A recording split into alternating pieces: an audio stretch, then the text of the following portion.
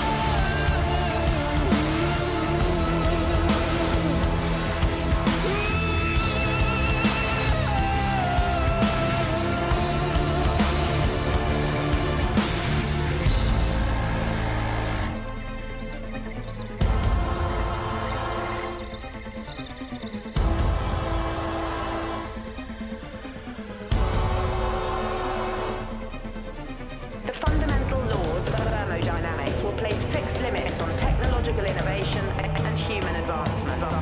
In an isolated system, entropy can only increase. A species set on endless growth is unsustainable.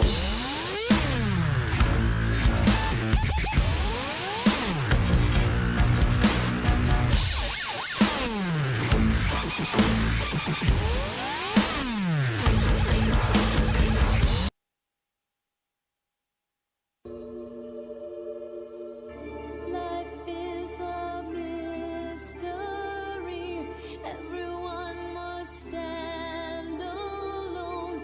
I hear you call.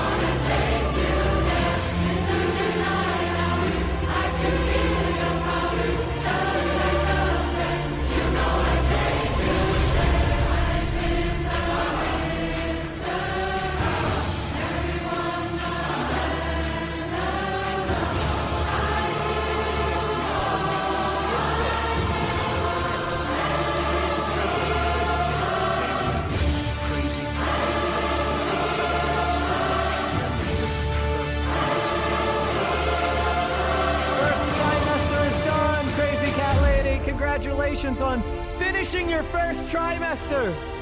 They said you would never be able to do it, but look at you now. Heading into your second trimester around the first term. You're ready to become the greatest pregnant woman of all time.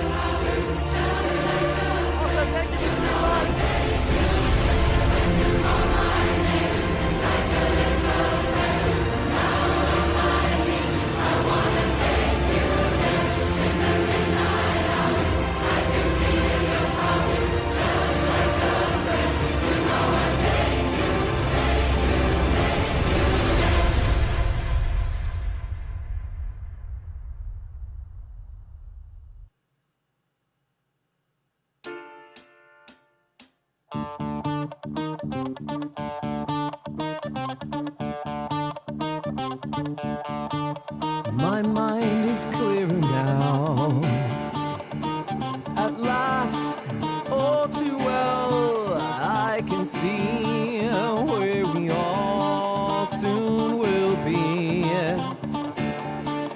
If you strip away the myth from the man, you will see where we all soon will be. Jesus, you started to believe the things they say of you. You really do believe the sword of God is true. And all the good you've done will soon get swept away. You'll be gone and I don't know about the things you say.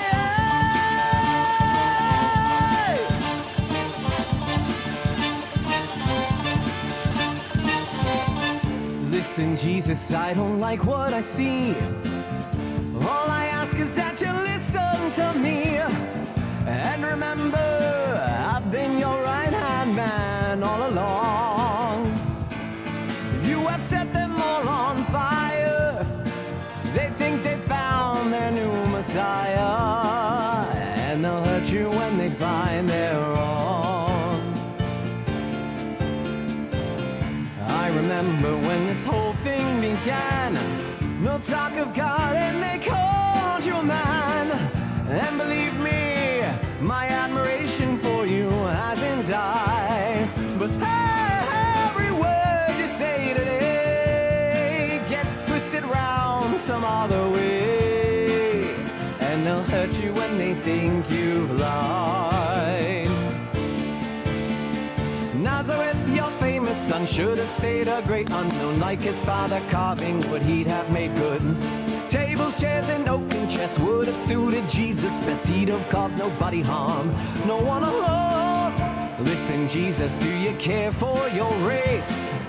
Don't you see we must keep in our place? We are occupied, have you forgotten how put down we are?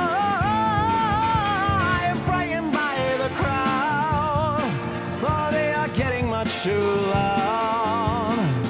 And they'll crush us if we go too far. Go too far.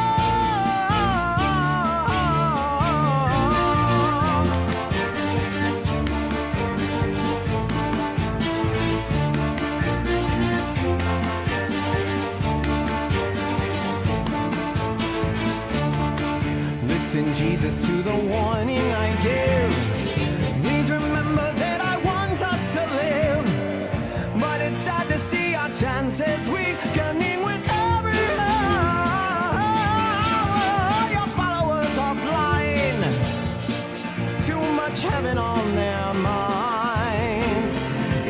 beautiful, but now it's sour. Yes, it's all gone sour.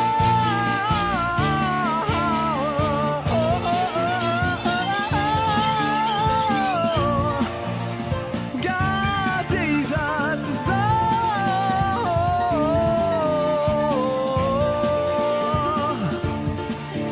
gone sour.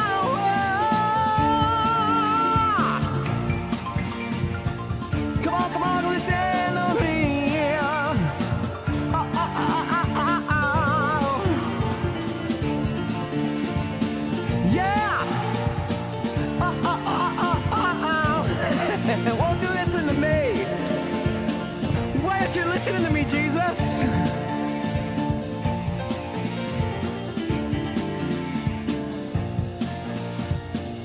I'll be honest. I like the 2000s version better. I like the 2000s version a lot more. That was Heaven on Their Minds from Jesus Christ Superstar. I have no idea how good it sounded, because again, I'm at the mercy of whatever it sounds like to you. But that's my inner theater kid. Thank you, Phallic. One of the best covers, in your opinion? I've done Jesus Christ Superstar 2 times in my life. Both times I got casted as Jesus, even though I've wanted to be Judas both times. So I was like, you know what? I got a stream. I'm just going to perform Jesus Christ Superstar myself now. So that's exactly what I'm doing. I'm performing Jesus Christ Superstar myself. And I thought that I had switched the song. I mean, I thought I had switched the video, but I guess my restream's not working. So I just did that whole entire song. I just did that whole entire song without being on video. Cannot believe it. Well, that was me singing, as you guys know. I hope that you liked it. I was doing like, I was over here doing like doing a whole big thing for you guys, and none of you guys even seen it. You're more of a Jesus. Hallelujah, EG. Hallelujah, everybody. So here's my question, all right? Right now we have 20 people in here, but by the end of the stream, there's only going to be 10 or 11 of you. Where do the 7 or 8 of you who leave go? And what could possibly be more fun than hanging out here with us? That's what I want to know. Hello, Kim Jacobs. Kim Jacobs, the rising star. Oh, I forgot to do branding, if this even works. No, why is my Stream Deck's not working? Why is that the case? No one, because I usually press my Stream Deck and it automatically works. So I don't know why it's not working right now. Of course, that works.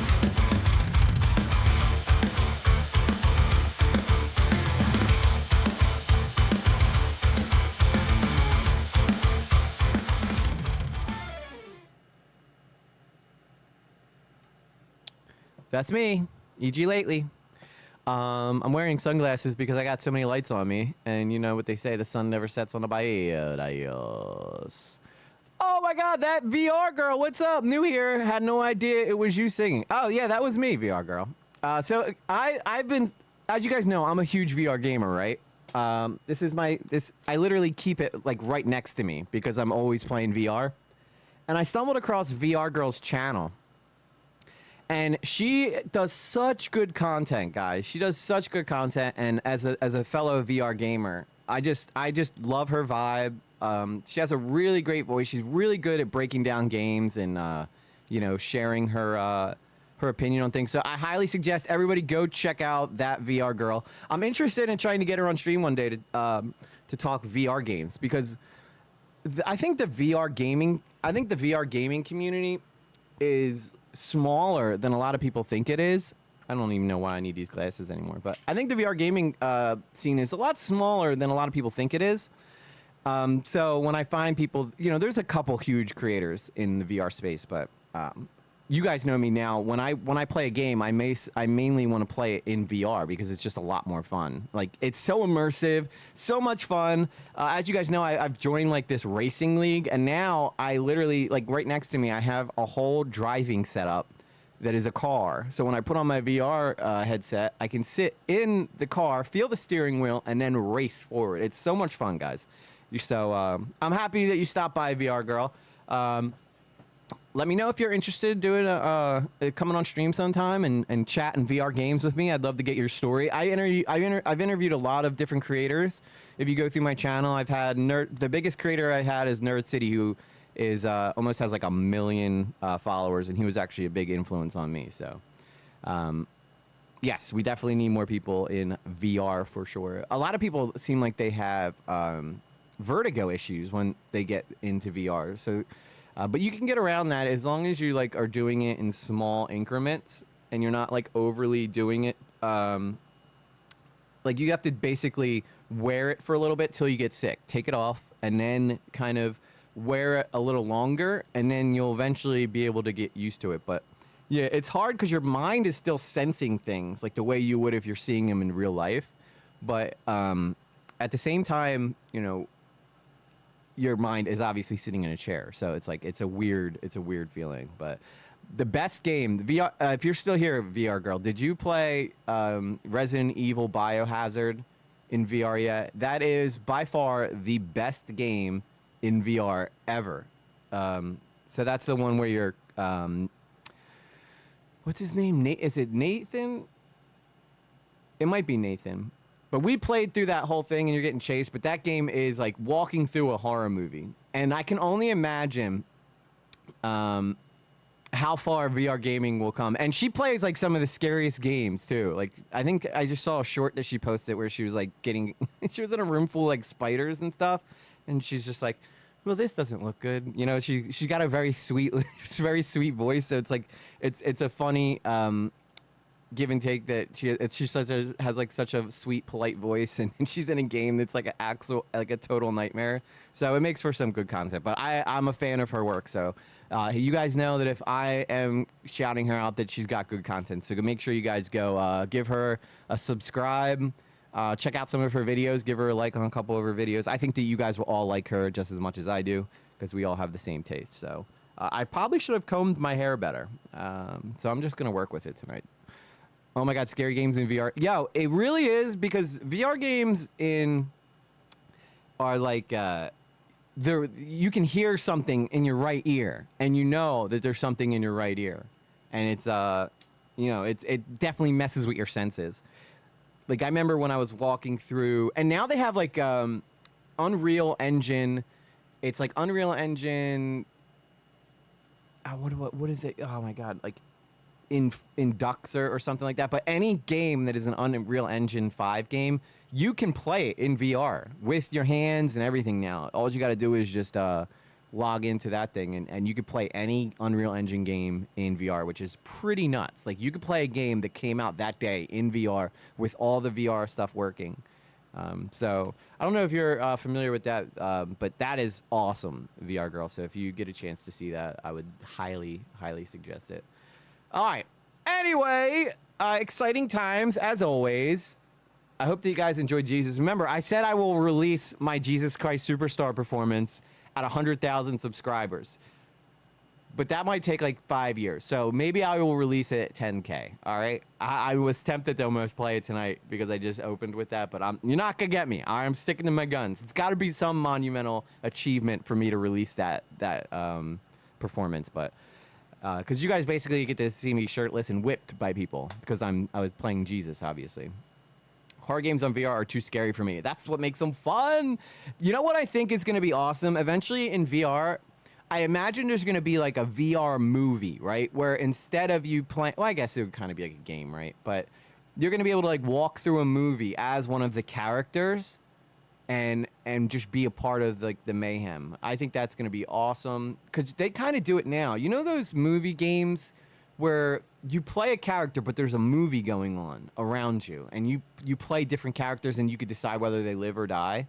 I think that's going to be awesome when they figure out a way to do that with VR. VR is in its infancy, guys. VR is going to be the way to game in probably about 10 years. So VR Girl is actually ahead of the trend. And not to mention, she makes really, really good content, too. I'm going to stop glazing her after this. But I was not expecting her to show up in the chat, so I'm excited to see her here because I am genuinely a fan of what she does. So make sure everybody goes checks her out. Release the Jesus Christ Superstar files. No, you're not gonna get Trump's on the Superstar files. You can't have them. So is Bill Clinton apparently, but. I was gonna talk about that a little bit tonight, but I before I do that, right? We gotta do roll call. I almost forgot. We gotta do roll call. What's wrong with me? What's wrong with me? Where did I? Oh, there it is. I gotta come up with better icons for this stream deck. Let's take a roll here. Jay Quellen. Where's Jay Quellen at? No Jay Quellen here? Yeah. Do you mean Jacqueline? Okay. So that's how it's gonna be. That's how it's gonna be, guys. That's how it's gonna be. So anyway, let's go through our roll call list real quick. So we got Mr. T's 2 gold chains is in the house with the membership badge. Love to see it. There's Kangaloope. I've always wanted to see that musical in person. It is pretty weird to say that I've been crucified twice in my life. Actually, okay, officially crucified twice, but since there was about 6 shows each time, I've been crucified probably at least like 10 times in my life. So, and both the first time I did Jesus Christ Superstar, my mom cried because she thought she was looking at me. Like at the very end of the show, Jesus is like, "Where's my mother? Please, can someone tell me where is my mother?" And my mom was like, "I'm right here, son." And I'm like, I'm just playing. I'm okay. And then the second time, my daughter came, little lately came to see it, right? And that was her first time, which is what kicked off her like love of theater now. So she is 100% into being a theater kid. But she saw me play the role, and she's looking at. I'm coming down the aisle with like carrying a crucifix, and she's looking at me like with like a really sad face, like, "Can I help you?" And I'm like, "You're fine. I'm okay. Like, yeah." I had to just wink at her and just let her know I was doing fine. But she was worried that they were actually like hurting me. But I thought that was pretty funny. But now she's so in love with theater, dude. She's doing all the same things that I used to do, like sing at the top of her lungs in her room, trying to learn how to control her voice. It's awesome. Nintendo Mal's in the house. Good to see you. Her, hi. I mean, hi. Hey, her, we're hi. We ain't judging. I see Jammer hanging out over on EG Lately Live, which by now I really thought that we would be over on that channel, but apparently we are moving a lot slower over there. What happens is on EG Lately Live is we can't seem to get past that 120 area. So we'll get to 120. We'll get to 420. That 420 area. So we'll get to 420. Right. At one point we were at 424. Now we're back down to 418. So people, I don't know what's going on with that. Who else we got here? Kangaloope says a lot of musicals Andrew Lloyd Webber has written music for. Yeah. Phantom of the Opera is really, really good. I also really enjoy Joseph the Amazing Technicolor Dreamcoat. At least one song in Joseph and the Amazing Technicolor Dreamcoat. A lot of the other stuff is, but Phantom of the Opera is an amazing show as well. What else do we got here? Timey Wimey's in the house. And then, of course, the bluest of Jays is here. I got to say, Rajajajira is in the house. By the way, guys, I did check in with Tina Cat. She's fine. She's dealing with some family stuff, so that's why she's not here. All right. I know that some of you guys were worried about her, but I told her that we're here to support her, and if she needs any help with anything, just reach out. Phallic Weapon is here as well. And then we also have Kim Jacobs, my fan from Australia. She lets me know every time she comes in. She's such a sweetheart.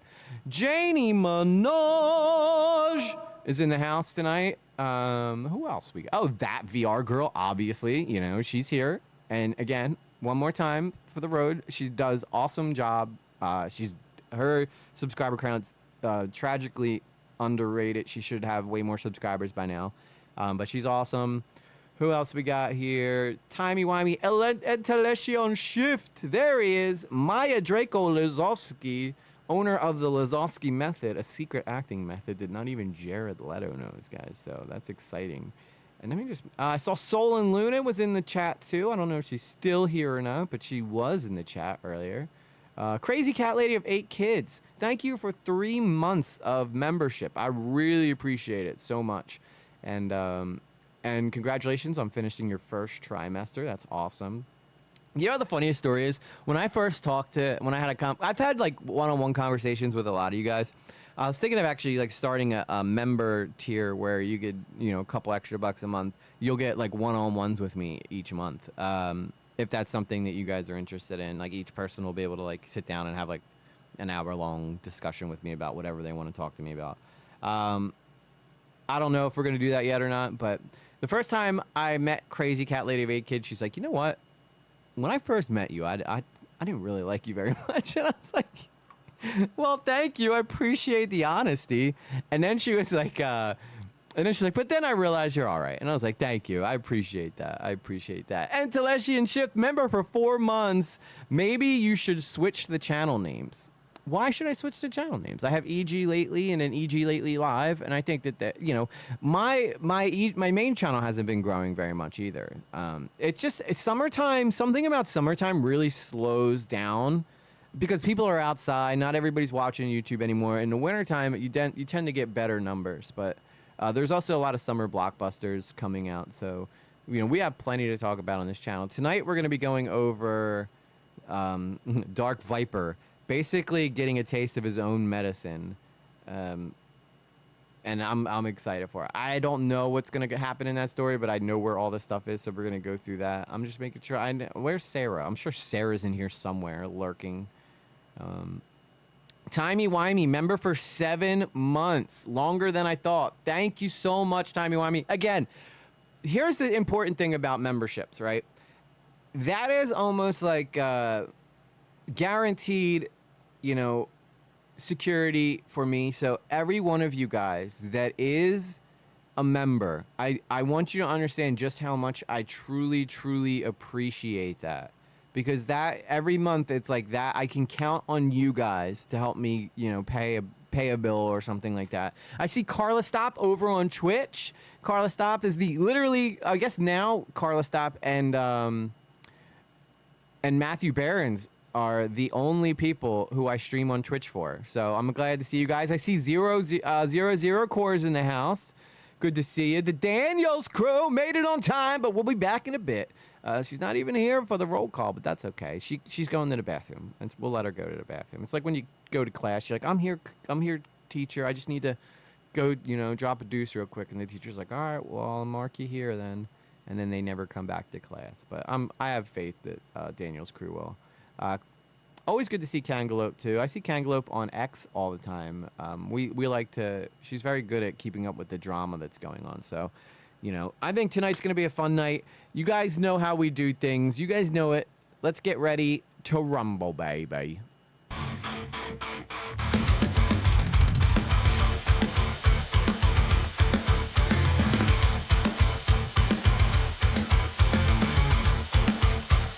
Yeah, this party just keeps getting better. Oh, The more the snap. merrier. Jammer became a lately. Jammer celebrates 11 months of membership. Jumped over to for my 11 months. Thank you, Jammer. I really appreciate you. I appreciate you so much. Ryder Lutz, new here, nice stream. Welcome, Ryder. Welcome to the stream. I am currently not showing my face for some reason. Probably because I was practicing racing last night. So, as you guys know, I am in a racing league now with my VR. So I'm excited to do that. But again, we're going to be talking, I guess we should probably do hot topics first, though, before we get into Dark Viper AU. But I don't really know if there's a lot of hot topics going on right now. Do you guys know of any hot topics going on? Oh, there is a hot topic I want to talk about. Sarah known a little, yes, EG forgot me in roll call. No, I didn't, Sarah. Go back. I was literally going through the chat, and I said, where's Sarah? I'm sure she's lurking around here somewhere. Read 'em in wheat, sucker. But I definitely mentioned your name. I definitely did. 110%. And also, again, Ryder Lutz, welcome to the stream. Always enjoy seeing new faces in the chat. My name is EG Lately. I try to be pretty chill. We're a pretty chill group. We're not like the commentary people who are edgy just for the sake of being edgy. We like to talk about all kinds of things. All kinds of things. But there is something that I want to talk about real quick that is part of Hot Topics. So allow me to play the Hot Topics part, thing. Let's talk about it. It's time for Hot Topics. Wake up. Nothing is out of context. I am an Islamist, fundamentalist, radical terrorist. I am. Hey, If he says he is, he says he is. So there's been this thing going on with Jennifer Love Hewitt right now. So do you guys remember Jennifer Love Hewitt? She was like really popular in the 2000s. I heard EG always forgets about Sarah. I do. It's almost like a trend now to forget about Sarah. You where's Sarah doesn't mean you call. I did call your name though. I said Sarah. Nice. I hate unnecessary. Yes, I agree, Ryder. And I think there's too many of, there's too many people out there that are just edgy for the sake of edgy. So I'm trying to find where this little incident happened with Jennifer Love Hewitt. So she was drop dead gorgeous. She was like one of my first crushes when I was a kid, right? And I Know What You Did Last Summer. So there's this thing going around where some people are judging her because obviously, you know, she's getting older. She's probably in her 40s now, I would say. And people on Twitter have been like being incredibly rude to her. And I'm sorry, but I think that I should probably show this, right? I should probably show this over here so you guys can see what I'm looking at. But this is Jennifer Love Hewitt now because she's going to be in I Know What You Did Last Summer, the new movie that's coming out. Jennifer has gone downhill, but no, she has not, Jammer. Stop it. Stop. She is not. All right, she is a 40-year-old woman. She is a mother, right? She still looks great. And you know what makes her look so great is she doesn't have a crap ton of work done. You know how there's like always the celebrities that get a lot of work done when they start getting older to try to keep their youthful appearance, but it ends up just kind of making them look a little not really genuine looking. She has kept a completely natural look, and she looks gorgeous. She's got a pinup model body type. Yeah, well, that's what I think a lot of people are complaining about now is because, okay, so if we go back and look, right, this is Jennifer Love Hewitt when she was younger. This is when she was in probably, I would say, Can't Hardly Wait. You guys remember that movie, Can't Hardly Wait? Such a great film. So this was her. She was like, and that's Mark from Blink-182, Mark Hoppus. She was like a big deal. She was like everybody's sweetheart. Such a total, you know, cutie. Those eyes, though. I mean, come on. Look at those eyes. She's adorable. That's when she was in the first I Know What You Did Last Summer. Still looking pretty good over the years. This was probably her best era right here, I would say, when she was in her mid-20s. That's when I think that she was at her most attractive. Most celebs have had work done. If you can't tell, it means they didn't go overboard and just had a good surgeon. I honestly don't think that Jennifer Love Hewitt probably got any work done. She looks pretty damn natural. That just adds the appeal to me. Hate the plastic look. Yeah. Heartbreakers. Oh, yeah. Heartbreakers. Such a good movie. I don't know why she went with this haircut personally, but she still somehow manages to look great in it. And then, you know, she has a bunch of different looks. This is when I think, you know, this is when she's in her 30s. You could start to see that, you know, she's aging just a bit, but she still looks amazing. See, she's a mom. She was married to Jamie Kennedy for a while. I don't know what Jamie Kennedy did to land Jennifer Love Hewitt, but he did it. And props to him for that.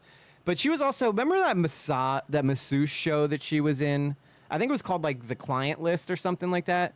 But she was like a masseuse that was like, you know, supposed to do like, give extras, if you will, to the customers. And she was great in that show, and she looked amazing, and she was in her, I would say, probably in her late 30s. So that's her at the Horrible Bosses premiere. Like, she just looks amazing, right?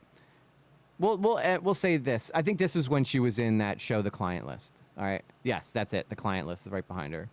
So let's go back up, right? So this photo came out when she's getting ready to do the next movie that she's in, which is the new I Know What You Did Last Summer. I think she still looks great, but people online have been, you know, I don't understand why they expect her to look like this forever. Nobody ever gets to look like this forever, right? Father Time is undefeated, and as you grow older, you know, things start to fall out of place. You know, she's a mom, but she's still a gorgeous woman. So I just wanted to put that out. There's a lot of people that are giving her a lot of hate on X and saying she fell off, or she, as Jammer said, he said she's looking rough. She's not looking rough. She's just looking older, right? And that's gonna come for us all. And she's still going. Like, tell me if you were at a soccer game and she came up and sat down next to you and started talking to you, you wouldn't be like, well, kind of a MILF, She met her husband on the client list. I bet, because they used to get like the most like attractive men to come on that show, right, for her to play around with. But her whole shtick was that she wasn't actually giving sexual favors, and that she was actually kind of just being someone to talk to these guys and help them fix their marriages, which is the kind of the swing. Because you watch the show thinking you're gonna get Jennifer Love Hewitt doing like really kinky stuff, but she does wear like really like risque outfits during that show, so you do get your money's worth, but you don't see her in like any kind of intimate setting. So comparing her to what she looked like as a teenager is extra wild. Yeah, well, I think because she looked so amazing. See, this is teenage. I would say this is probably like her at 19 or 20, and then as you go down, she looks great all throughout her career. She just looks amazing. And then, she starts getting older. She's probably worried about raising her child more than she is about working out and being, like what do you want her to be, like Madonna, right? Where she's, older and she's still like trying to dress sexy, because people get on Madonna's case about that all the time. But she looks gorgeous. So a lot of people are giving her a lot of crap. And I think that people need to back up, because she's still total smoke show, and I love her. And she was my first celebrity crush. She'll always be there, even because I'm going to be getting older too eventually. I'm not going to be able to keep this beautiful, youthful face forever. So I feel like it's like almost like overnight. She's looking like a human. Yeah, Ryder, that's a good point. She looks like a human being. And I love that she's not like going overboard on plastic surgery and stuff. Because so many people are like, oh, why do they do that to themselves? Probably because of people who write comments like Jennifer Love Hewitt is looking rough. No offense, Jammer. Just couldn't agree more. I couldn't agree more with you on that. But you're entitled to your opinion. She got 3 kids. Obviously, her husband is a happy guy. Oh, yeah, Kangaloo. Oh, yeah. I mean, I can think of worse ways to spend your life than, being married to Jennifer Love Hewitt and getting to smooch her. But anyway, so that's all I really have for Hot Topics tonight. And I'm going to be dropping the first part of yesterday's stream to tomorrow probably, and that's going to be the one that is about Annabelle, which we talked about yesterday, which actually ended up being a very long Hot Topic that we did. But I might ruffle some feathers when that gets released, so just be prepared. I don't know how... I don't know if the guy from Ghost Hunters is going to respond or have something to say about it, or if Jay Cart's going to be upset about it. But I think that was pretty fair to Jay Cart. I know that there's people in the chat who are fans of him, so I didn't want to like go after him. I just disagree wholeheartedly with a lot of things they say. Rogeris, she's 46, looks better than most at it. So she is almost 50, guys, and she looks like she could still be like 36. I would say she still looks like she could pass for like 36. So, I think she looks amazing, and I don't care what anybody says. So, anyway, that's going to be Hot Topics for tonight, and then let's get ready for our main event. Let's talk about it. It's time for Hot Topics. Wake up. Nothing is out of context. I am an Islamist, fundamentalist, radical terrorist. I am. That's from, in case anybody doesn't know what that clip is from, that's from the content cop that iDubbbz put out on Ethan Klein, where they do that, wake up, Ethan. So yeah, anyway. I don't know if you guys know who Dark Viper is. So Dark Viper is a... Oh my god, I'm going to accidentally break my VR, and that would break my heart. So I got to move these back, because I swing around in my chair a lot. And I keep accidentally bumping into them. I actually have 2 different VRs. I have a MetaQuest 2, and then I have my Pimax Crystal. But MetaQuest 3 is actually a really great headset. I guess mid-30s without content. Yeah, Ryder, I think that she could pass for mid-30s. For sure. I've seen girls my age that look a lot older than she does. So, You know, I mean, it doesn't hurt that she's also filthy rich, so she can she can get away with a lot of that stuff. But anyway, all right, let's talk, guys. Let's talk for a second. Do you guys know who Dark Viper is? Dark Viper AU. Okay, so this is Dark Viper, guys. Move your cables. Move your cables. Yeah, I know. I need to move my cable. Oh, these cables. Oh my God. Yes. Thank you for that. They would have been there all. They would have been there all stream, and I would have been terrible. It would have been terrible. I need to take a sip of Pepsi. So anyway, guys, this is Dark Viper AU. I used to be a fan of Dark Viper's GTA content until he went off the deep end. Yeah, and that's what we're gonna get to. So this guy is pretty much considered to be one of the most unhinged people on the whole entire internet. I don't think obsessive compulsive really describes him the way that most people do. He's a gaming speedrunner. He got famous for speedrunning GTA. But he always has like these crazy crash outs where he'll just go nuts. Like he hates people who do this type of content, streaming or whatever, right? But I have a whole, as you guys know, my main channel, I do documentaries and all that jazz. The live streams are for you guys. The content is for me, you know, as my art. But he is put the cables back. Justice for the cables. How dare you? The cables were happy. But he's a YouTuber who has 2 million subs, and he has been known to crash out. And when he crashes out, people like Chud Logic will cover his crash outs.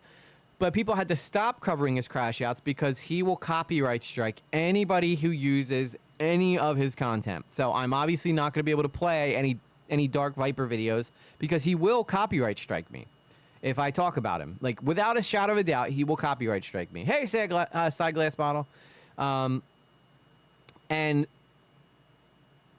he's getting a bit of a taste of his own medicine now because he tried to use someone else's clip in a short. And then I guess this person knows of his MO of copyright striking people, whether it's fair use or not. He does not care. He will copyright strike you even if it's fair use.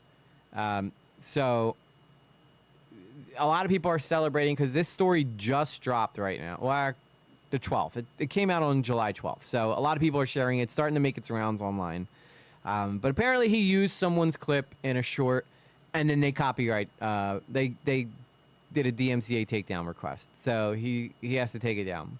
And he is complaining like nobody's business, which is hilarious because he is a habitual copyright abuser.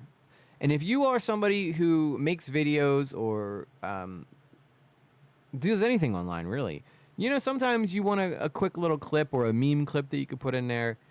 So everybody hates people who abuse the copyright system. What's up, ZKD1233? Welcome to the stream. Tonight we're talking about Dark Viper and him getting a taste of his own medicine. So I don't know why. Does it still say "Are Men in Trouble" as the title of this, or does it say Dark Viper gets a taste of his own medicine and more?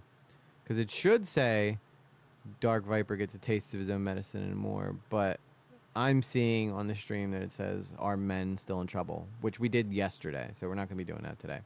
Yes, pot 100% calling the kettle black. So I'm going to just... So this person did a great job named Dark Stunter of laying out the entire story here in this thread. So we're going to go through this whole story. No, it doesn't say Dark Viper gets a taste of his own medicine. It still says, "Are Men in Trouble?" No. Oh, the title is Dark Viper. Okay, good. So we're going to start with this story here.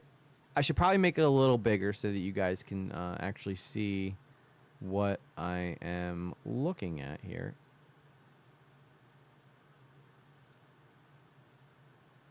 Let me just move that over. Perfect. Now you guys can see better.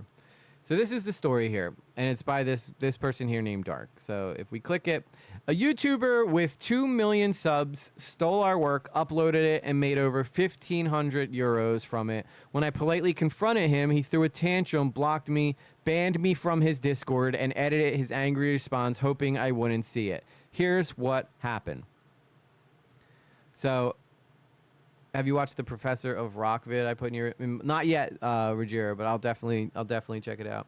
Interesting. I watched Dark Viper. I'm going to have to watch Dark Viper's video response, whatever it will be. I will listen with respect, and I will listen. Okay. Well, that's good. I know that he's got a lot of fans, but he's also known to be a copyright strike abuser, which is not a good thing to be. So let's take a look at this response here. It's very small, so I'll do my best to show this here. It says, I gotta say this is a strange message. It was 2 years later, man. I answer quite literally hundreds of DMs a week. I do so to summarize. You put unlisted footage that you never intended to use for any purpose in a Discord somewhere to show a strat. It wasn't public. You were making no money off of it. Hell, you were never going to make money off. I creatively edited it years afterwards at great expense. Oh my God. At great expense. In case you guys don't, you have to hear him talk to understand like how he speaks. Because if you know how he speaks very fluidly. So he says, you were making no money off of it. You were never going to make money off. I creatively edited it years afterwards at great expense to my own presenting it in my own way to cause it to succeed.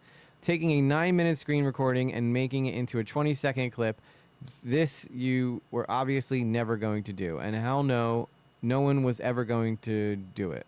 Shame. It was a good edit and hook. I guess I will find that. I can't read this, it's so small. I guess I will find that clip of Trevor diving out of the boat onto a whale that the other dude made. If I want another DM like this. I originally wrote you a very long message. I have removed it and privated the clip. Never contact me again for any reason. Please stop watching my content. So as you can see, he's not taking it very well. Not taking it very well. So these are other clips, but I want to go in order here. So this is the first part. He only sped it up. Well, I think the whole issue here is, right, that Dark Viper has, like, when you do that and you copyright strike channels, they're just waiting. Like, somebody's just waiting for you to mess up so they can do it to you, so they can see how annoying. Somebody definitely had to have peed in his cornflakes. But this is what happens. Like, if you do this constantly to people, eventually people will respond and try to get back at you. So it says here, back in 2019, my friend Master Boy and I got interested in speedrunning and started to look for strategies. I realized that during the mission Paleto's score setup, you could glide across the Alamo Sea using a motorcycle, saving about 10 seconds. I spent a while perfecting this strategy. So this is the video here. I don't know why. Oh, you know what? I don't know if I have. I probably have to. Yeah. Jumpy. Grim, you know, on the one mission where you are at like the. So it is it is just a random guy who posted this in a Discord somewhere. Trevor's airport, and you have to go on the water tower. And there's. You see that? You see that? Check that. Yeah, I'm checking.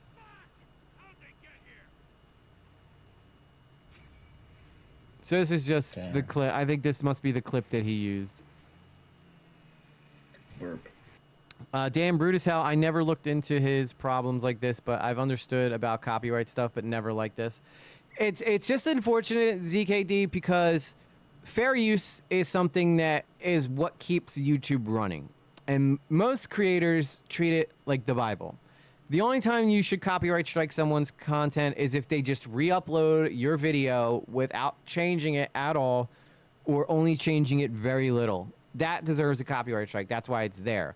But if you are copyright striking people's videos just for criticizing you, that's where a lot of people have a lot of issues with Dark Viper. So after days of testing and perfecting this strategy, Mesa Boy got the perfect clip, and we together decided that this would be the clip that we share this new risky strategy with.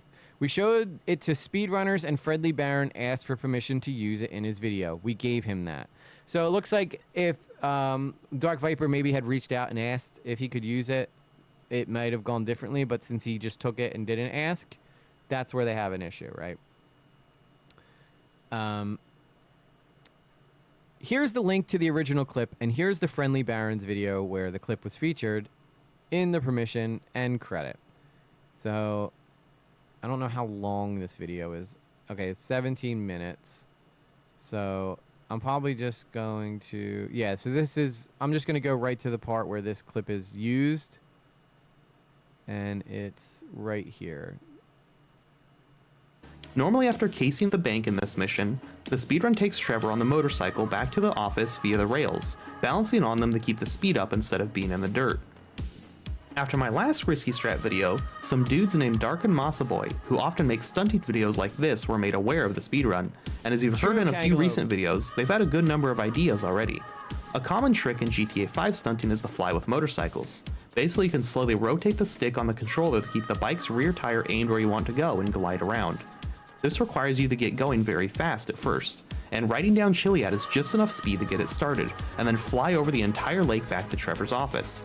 This is pretty radical to consider doing. It ends up saving about 12 seconds over a good run, which is pretty significant, but the success rate is like 25%, pretty low, with easily 60 seconds or more time loss if you die or fail the full jump and fall into the water. But that 25%, that's for Dark, who found the strat, and Masa Boy, who gave me some extra videos of the gliding being executed quite well. They've been doing this flying strat for years. The top runners of GTA 5, myself included, have no experience with this technique. I have, well, quite a fair bit amount of time spent in this game, but the gliding strat is something I never bothered learning. Okay, so you get the gist. It just wasn't in the spirit of stuff I ever got. You get the gist of it, right? So that was the clip that Dark Viper used. I guess he used that clip of that guy, and he gave him credit in it. And Dark Viper had, I guess, originally. Well, we'll get to that. We'll get to that part. Okay. Hey, what's up, New Moon? A couple of years. Oh, and also what Kangalope said is not to mention that Dark Viper made $1,500 off of this, which is not a small amount of money. That's more than I make in a whole month here, right? So $1,500 would be the best month I've ever had on YouTube, and this guy made it in one clip, right? One short. So it had to have gone pretty dang viral. And I think that's where these guys have a problem. You have Dark Viper who is using this clip and making money off of someone else's video. That's not kosher, and most people are like frown upon that on YouTube. Had he not monetized it, maybe this story would be a little different. A couple years later, Dark Viper AU got a hold of the video and used the same clip without our permission. He made a YouTube short with our gameplay and added commentary and uploaded it without asking us. He originally added credit in the comments, but later he replaced it with this. So I guess the original pinned comment was thanks to Dark or whatever for this.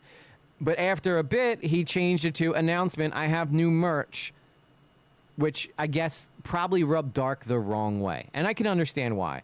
Like, at least you're getting credit and at least promotion for whatever because he's using a clip. But the minute he takes down the credit that he was supposed to be giving and he's trying to sell t-shirts, thus making more money, you can understand why Dark got a little annoyed by this. Dark goes on to say, I wasn't happy that the credit was removed, so after collecting enough courage, I messaged him about it. I hope it was just a simple mistake when he and his team edited the comment. I would have been happy with a sorry, I'll add the credit back, but instead I got this answer. So this is the thing that, let me see if I can make this any bigger. Can I make this any bigger? I guess not. I'm gonna try my best to read this. Okay, I'm gonna have to get in. I'm gonna have to get in here, getting close. All right. You know, I've been watching you for a long time. I'm not the most active, and I don't really show it that often, but I really like you and your content. That said, there's one thing that's left a sour taste in my mouth. I've been meaning to bring this up for a while, and after seeing your recent yap where you talk about short profits and related stuff, I felt like this was the right time. So he's starting off with a very nice, hey, I just want to let you know I really like your content, you know, softening the blow for whatever comes next. And a yap is one of Dark Viper's channels. It's like Dark Viper Yaps, where he just goes on and just rants about the shit. It's this particular short I want to talk about. I know you originally added credit in the comments, but the credit is now gone because the comment was edited into a different announcement. The issue I have is that you used gameplay footage without a permission. You just took it and ended up making a good amount of ad revenue from it.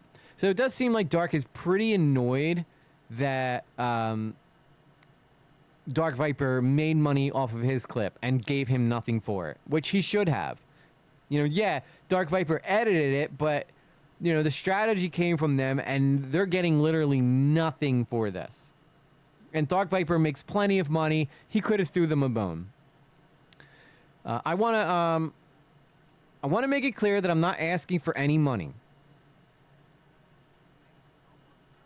As I get money. Thank you, Daniel's crew. Crew super chatted $10. Him back from the abyss. Hey, welcome back from the abyss, Daniel's crew. I appreciate you so much. Thank you for the 10. So he starts off with saying, I want to make it clear that I'm not asking for any money. That's pretty clear. I'm just genuinely curious why you do something like that, especially since both you and I know what it feels like when someone else isn't being friendly and doesn't credit you properly for your work. This was a massive problem with Dark Viper. When he went on this, the whole reason people like started looking at slop channels and reaction channels as like theft is because of a video that Dark Viper put out. And I actually kind of agreed with him at first, although he's saying that what I'm doing now, where like I play a bit of a video and I stop and talk about it, should be considered theft as well.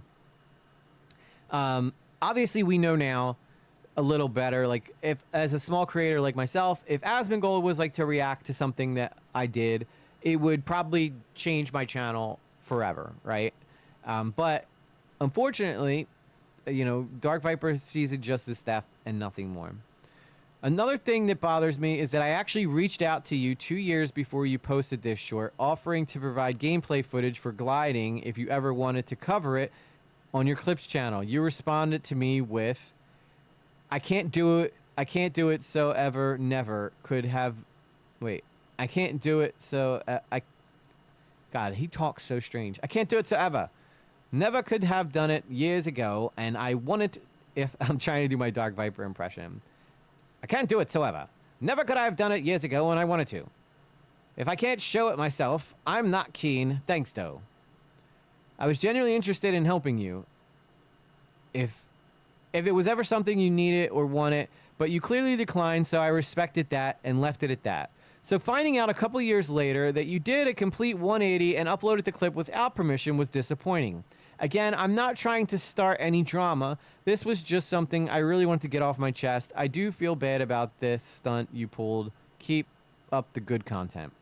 This was an incredibly, like, nice way of sending, like, hey, dude, you know, I'm just wondering why you took down the credit. That video must still be getting a lot of views, a lot of engagement. We could all really count on, you know, obviously, you know, attention is just as valuable as income. So, you know, I don't understand why you would take my name down from the credit. So this is what Dark Viper responds with, and you just heard it was a very nice letter that kid wrote. I gotta say this is a strange message. It was 2 years later, man. I answer quite literally hundreds of DMs a week. I guess he's saying I do so to summarize. You put unlisted footage that you never intended to use for any purpose in a Discord somewhere to show a strat. It wasn't public. You weren't making money off of it. Hell, you were never going to make money off He just comes off like such a pretentious jackass. I creatively edited it afterwards at great expense of time. It was a short, bro. How much time did you spend on it? In a way to cause it to succeed. Taking 9-minute screen recordings and making it into a 20-second clip. This you were obviously never going to do. And hell no, I wasn't going to ever, was ever going to do it. Shame. It was a good edit hook. I guess I will find that clip of Trevor diving out of the boat onto the whale that the other dude made. Fuck, if I want another DM like this. I originally wrote you a very long message. I have removed it and privated the clip. Never contact me again for any reason. Please stop watching my content. All of this because it should just be EG lately, Daniel's crew. All of this because this guy simply asked, "Hey, why did you take away the credit on your video that you're using of my content?" This dude is unhinged. He's got the ego of a little girl. That was like, you saw how nice this guy was when he sent this to Dark Viper, and Dark Viper responded back like this guy is insignificant ant. Dark Viper's ego is massive, but it's also incredibly fragile. Okay, he's like the Hindenburg, easy to bring down, but you know, a sight to behold. Here's the short he uploaded now privated. The video got over 14 million engaged views, with shorts paying around 11 cents per 1,000 views. That's over $1,500 made, and this got 14 million views. So he made 1,500. He claims he creatively edited it because I wasn't making money off of it. He had rights to use the clip. So because this guy wasn't making money off of it, I guess Dark Viper figured someone should make some money off of this. Dark Boy, I'd like some respect, but guess we can't get it anymore. Yeah, I don't understand. Like, I have more respect for creators who treat other people like human beings. If you are a popular creator and you look at other people like they are insignificant, you know, space takers, then you're not a good person, in my opinion. You know, unfortunately. And that response, Dark Viper could have easily just said, "Hey, my bad, dude. You know what? I guess I can forego the merch on this one and just keep you with credit." 14 million engaged viewers. No wonder Dark wanted to keep his name on this, because this was probably still pulling in viewership and giving Dark, you know, the rightful promotion that he deserves. So I don't know what this clip is. Hopefully it's not going to get me copyright takedown.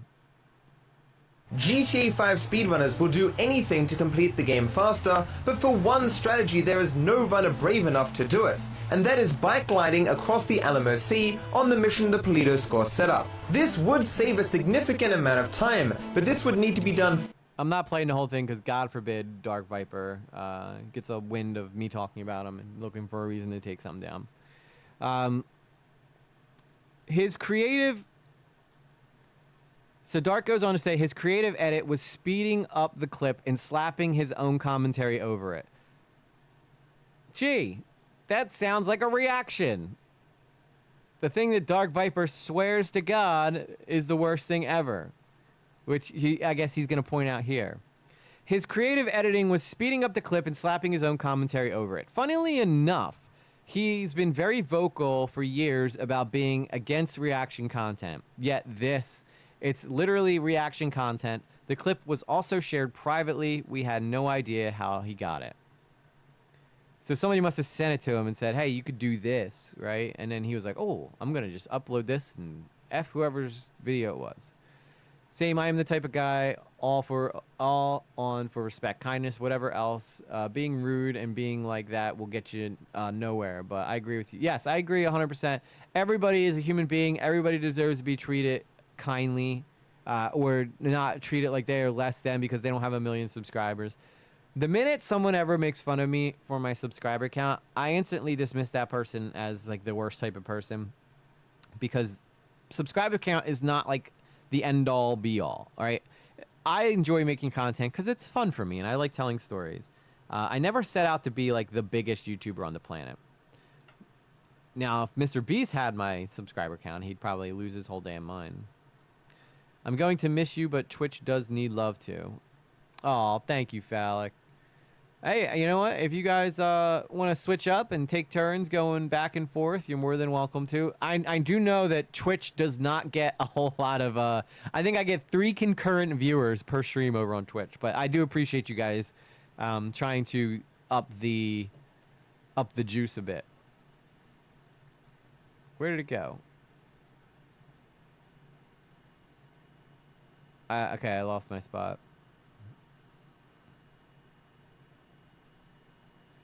But that was Chud Logic's response to it. But we didn't get through the rest of the story yet. And then we can go look at Chud's response, and because he did copyright strike Chud. So, you know, again, this guy copyright strikes anybody who uses any of his content in any way whatsoever. So nobody feels bad for him right now. He created this environment for himself, and now he's got to live with it. Dark said, after his tantrum, he must have realized how bad his message would make him look. So he just deleted it, edited it to this, then blocked me and banned me from his Discord server, so I wouldn't have no way of contacting him. I still tried to email him and wish we could move past this. No way you're gonna be able to move past this with this guy. This guy is a total, you know, whatever. Unable to accept invite, except as Dark J. I don't know. Where is the other thing that he just... Oh, here it is. So this is the email, I guess, he sent him. Hey, Matt, I'm really sorry this message wasn't meant to be an attack or come across aggressive. I wanted to approach you privately and respectfully because I felt it was something worth expressing, and I was hoping for mutual understanding. I get that it was years later and that you deal with a lot of messages. I completely understand that you can't remember every single one, but from my perspective, it was disappointing to see footage used like that.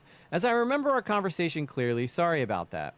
I also want to address the assumption that I had no plans to monetize the clip or that I don't monetize my work. In fact, I managed to turn stunting into a job, and I have monetized hundreds of my clips in the past. Even if it hadn't been the case, I don't understand how that would justify someone using the footage without permission and profiting from it. And just to clarify, the original clip was around 2 minutes long, not 9 minutes long, as you mentioned. You sped up the footage and asked for your reaction and commentary over it. And I couldn't help but notice that this is the kind of content you've been vocally critical of for years. So seeing you apply the same approach to the Glide Strat clip feels hypocritical. That's just how it looks from my point. I really hope we can come to a mutual understanding and get past this. Sorry for bringing this up. I would really appreciate it if you can unblock me on Discord so we can resolve this easier. Regardless of what happens next, I truly wish you the best with your content and everything you're working on. No hard feelings on my end. I just wanted to speak honestly and hopefully clear the air. I don't understand how this guy can read something like that and go, never talk to me again. Yeah, he did threaten to sue Chud. You're right, Kangaloope. He did. He was going to take Chud to jail. He was going to take Chud to jail. He was going to try to get, like, sue... Well, I guess not take Chud to jail, but he was going to try to take Chud to court.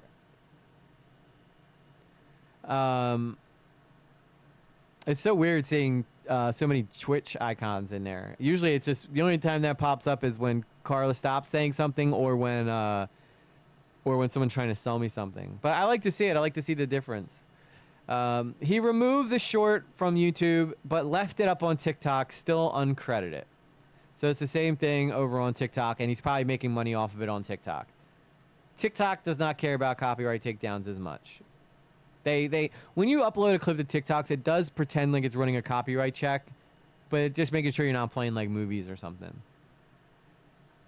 After removing the stolen short, he re-uploaded a new version using footage from one of his viewers. Even though this version uses someone else's gameplay, it's still the exact strategy I created. Without my work, this video wouldn't exist. He's made around $264 from this new version. Jeez, it must be so nice to be a big YouTuber and just rake in cash like that. I want to make it clear this isn't about the money. It's about the right and wrong. I spent time creating something original. A YouTuber took it, profited from it, dismissed me, and hoped no one would notice. I stayed respectful, and he didn't. I'm done letting him get away with this. I am so happy this guy's doing this because this is showing exactly how big of a hypocrite Dark Viper is. Yeah, $260 is a lot of money, especially for making it off of someone else's clip. Now, I use other people's clips sometimes too, but you know, generally it's like a tiny clip in a big long video. I would never make a short out of someone else's clip. There's still probably a lot I forgot and missed, so I'm happy to answer and provide proofs to whatever questions you may have. It's really hard to fit everything in 280 characters per tweet. I have in the past helped him with other stuff so he knows about me and my existence. Here's also a massa comparing the speedrun to an old version of the mission. He never asked for permission to feature this clip on his channel. This is the coolest strat I've ever seen. I don't want to touch it with a 10-foot pole. Thanks for sharing. So I guess that's that massa guy that also helped create the strategy. No one is brave enough when he stole the strat. Yeah, I guess not. I think he's talking about brave enough to attempt that strategy.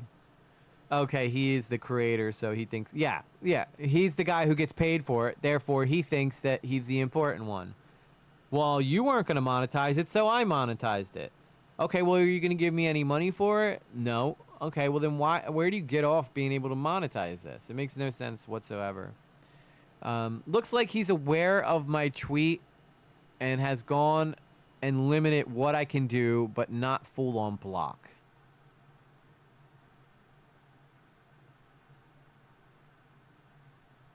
So, live now, 3 hours from now.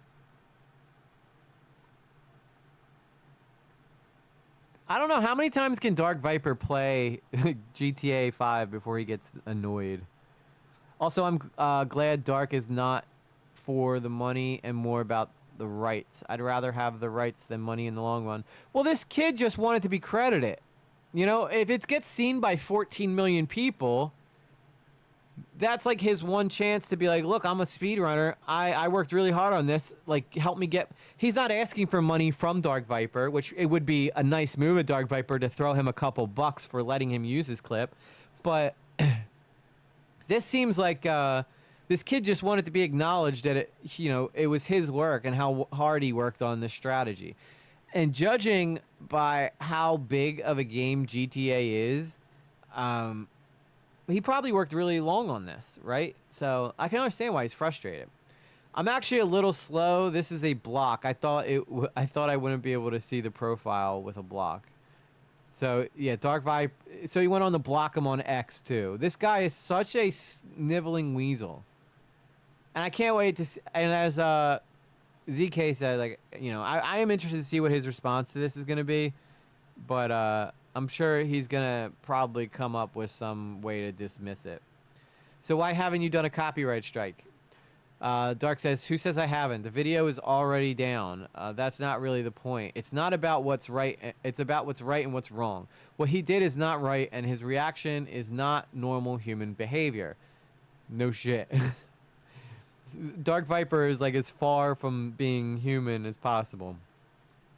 He's also very hypocrite towards his own beliefs about the reaction content in this case. Nicholas Yoyer says it's wild how nice you were and how spastic his response was. I would agree with Nick. That's what probably I think makes this I think that's probably what makes this like the worst for this kid, is that he was so nice to Dark Viper and Dark Viper responded the way that he did. I think that's just absolutely terrible to treat someone like that, and I think it just goes to show you how how much of a douche canoe Dark Viper is. Wyatt Langsford says this comment section is retarded. Strike him. What a complete hypocrite. And this makes Dark Viper... I mean, Dark Viper always kind of looked bad, but now he just looks like really, now he just looks like he ain't for shit. Because now he can't point out that people who do reaction content are thieves because he's done the same thing. Are we dead ass for real? So in summary, Dark Viper used your footage without credit, unpinned the credit years later, then took the video down when you complained, but now you're upset because he uploaded a new version of the video with his own footage instead of yours. You can't copyright a game strat.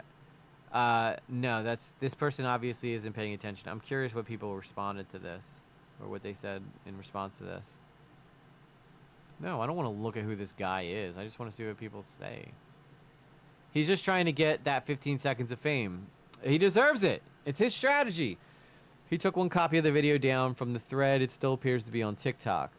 No, he asked Matt if he wanted to use his work, and Matt said never and was kind of rude about it, and to be honest, and then completely flipped and used the footage 2 years later without permission. And he said he wasn't going to say anything because he got credited, but he took off the credit. Yeah, I don't understand what's so hard to understand what Bigga says. Dark Viper believes any React content is bad, and he is a hypocrite who did what he hates. He's also a rude asshole. Totally true. Now he's pointing out that Matt is both a hypocrite and borderline schizo for how he responded to someone politely asking to be credited for their video. I mean, he is. He is pretty much a borderline schizo. He's schizophrenic. He's got to be. There's no way. If I could play you a clip of Dark Viper talking, it's very quick, very static, and very like. That's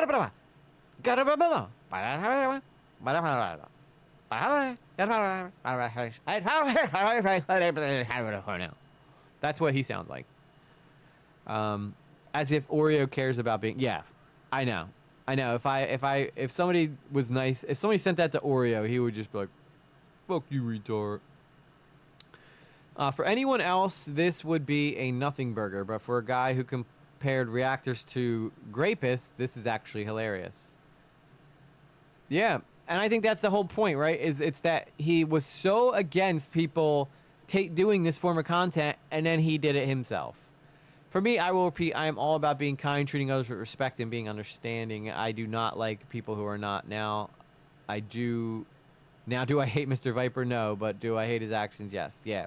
I mean, he should feel ashamed. This is terrible. That kid was very, very nice in the way that he talked to Viper, and Viper responded like he just found out he had slept with his girlfriend or something. That's not okay. Bro, it's not that deep. Stop trying to ruin his career because he's doing better than you. Oh my God. See, this is exactly what's wrong with people. You are either Dark Viper or a paid actor for him. Your whole Twitter footprint is running defense for the ultimate hypocrites. No, I'm just someone who doesn't believe anything I'm told and actually have a brain. It's been years. It wasn't watermarked, and it was used to show him. Yeah, what's the lesson learned here? Watermark your stuff. If it was the other way around, Dark Viper would compare him to a grapist. Fair. So you're mad that he credited you on a short 3 effing years ago, took the credit off without realizing. He realized he took the credit off, took it down upon the request, now is not using your footage. Dude, you don't own a effing gameplay mechanic. It's not that... It's not a gameplay. It's not just a gameplay mechanic. It is his footage. It is him doing the gameplay. Like, I don't understand. Like, I don't know. The sweepers for Viper are pretty intense. Super intense. Never forget he can write 14 pages and be an absolute fraud. Holy yap session. Nobody cares, bro. People on the internet are such dicks, dude. They really are. So that's about it right now for the Dark Viper stuff. I just thought that was an interesting one. Irrational Chad said, "Oh dear, Matto is having a bad day," and rightfully so. He definitely is. I want to see who else has shared this. Can I see who shared this? Yeah, here I can view the quote treats. Tippy said, so let me get this straight. The guy who is such a huge critic of people using his content, regardless of whether it's fair use or not, and regular copyright strikes people who upload their fair use complaint, uses of his content is using someone else's content. Hypocrite much. Willie Mac Show says, this thread has me dying. Dark Viper is destined to always be involved in the most cringe drama because the dude is a complete spurg. God bless Matto. I mean, he is a total spurg. Just look at his face. That guy, that is the face of a guy who looks like he can go on a murder spree at any moment. Critical Shogun says, surely Matt has restraint and will not respond to this with large autistic paragraphs. Oh my god. So 2 hours ago, he wrote, oh boy, guys, prepare for a long story that I'm typing at 3 a.m. after throwing all of this information into this insanely delusional person's DMs whilst calling him a psycho. I'm going to be all over the place due to the lack of sleep, but I demand a formally written public apology from Dark Stunter and everyone who spammed this bullshit in my replies. I don't care how many times I'm going to call him a psycho. He deserves it. Oh my god, dude. This dude is nuts. This dude is nuts. 2 weeks ago, I received a oh my god. 2 weeks ago, I received a psychotic Discord DM. Did that Discord sound psychotic from that kid? I don't think so. Anybody with a normal brain can see that what Dark Viper did was kind of fucked up, right? You made a fortune off of this kid's video, and all you needed to do was give him credit, and you couldn't. You had to sell t-shirts instead. The kid reaches out to you in the most polite way ever, and then you tell him, don't ever talk to me again, and never watch my... Like, dude, who do you think you are, the king of in Australia, Dark Viper? Oh, my crypto's going up, finally. Dang. 2 weeks ago, I received a psychotic Discord DM from someone named Dark J, aka Dark Stunner. I had no idea who this person was, but it was the most passive-aggressive DM I've ever received. Oh my god, of course, he's going to start bringing out the buzzwords. They were claiming I removed the credit I gave them for a stunt clip for a short I posted 3 years ago. This, of course, was untrue. I have a custom tool that changes the pinned comments of all my videos at once to advertise things. In this case, my merch store. All 2,400 of them. I naturally was not going to remember a pinned comment from 3 years ago on a random short. It is also the only clip on a random short. It is also the only clip on my entire channel that I didn't record myself. And therefore, the only one credited to someone else, thus even thinking about credits. Doesn't matter. You still took someone else's clip and you shared it. And you made money off it. At the end of the day, Dark Viper, did you or did you not make money off of someone else's gameplay video? That is a yes or no question. Yes or no. Did you or did you not make money off of someone else's gameplay, ask them for permission after telling them that you weren't going to ever use it, and then make $1,500? Give him $1,500, and everybody will forgive you immediately. Everybody's just having fun with the emotes. Chud Logic said, oh dear, Matto is having a very bad day. Someone said, who knows, says, remember when Dark Viper said React content was akin to grape? I mean, he did say that, so. What is it with people making entire paragraphs worth of exposes based on someone being slightly assholish? Dude deleted the clip you had a problem with and you just recorded it himself. But then something kind of rude in DMs, bro, who gives a... Yeah, but this should... King Bezo, this guy blocked a fan of his for asking why you took away credit for me. I don't understand what's wrong with this, personally. I think Dark Viper deserves it. Okay, here's Dark Viper. This is what he said. We already had read that. Flavorless. Dark Viper is literally doing the shit he accused everyone of doing, but when you call him out, he cries and pisses his pants. This is true. I mean, that's exactly what this looks like. I don't know how else you can look at it. Why am I not surprised? Anytime he was complaining about people stealing content, he was just doing it himself. He was projecting this entire time. For a 20-second clip, this dude's whole fundamental theory on things has just fallen apart. The lasting opinion. Ain't no way Mr. 14 Pages, who compared reactors to grape, it's engaged in React content and did all this.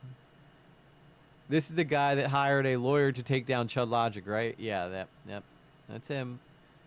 Beast Goat said, the people who steal your work are likely grapists. Guy stole someone, so that's crazy. Dark Viper stole someone's content? Yes. I don't know who Haas Pauls is, but... Hidden gem thread right here, as Nicholas Joria said. So, yeah, this is the Dark Viper story, guys. So, I guess he's probably gonna put out a this got posted on the 12th, which was about 5 days ago, and it must be picking up steam now. So people probably must have recently just found it. So. I'm back. You would not believe where I was 5 seconds ago. It was crazy. Over on Twitter, over on the Twitch. He is the top 3 of YouTubers in Australia. Yeah, he is up there. He's a very big YouTuber. No one's taking that away from him. But with great power comes great responsibility, Peter. As Uncle Ben once said. So... that's the Dark Viper saga right there, guys. So, they aren't respect to assholes admissions. That blue thing is creepy. Yeah, that blue thing is pretty creepy.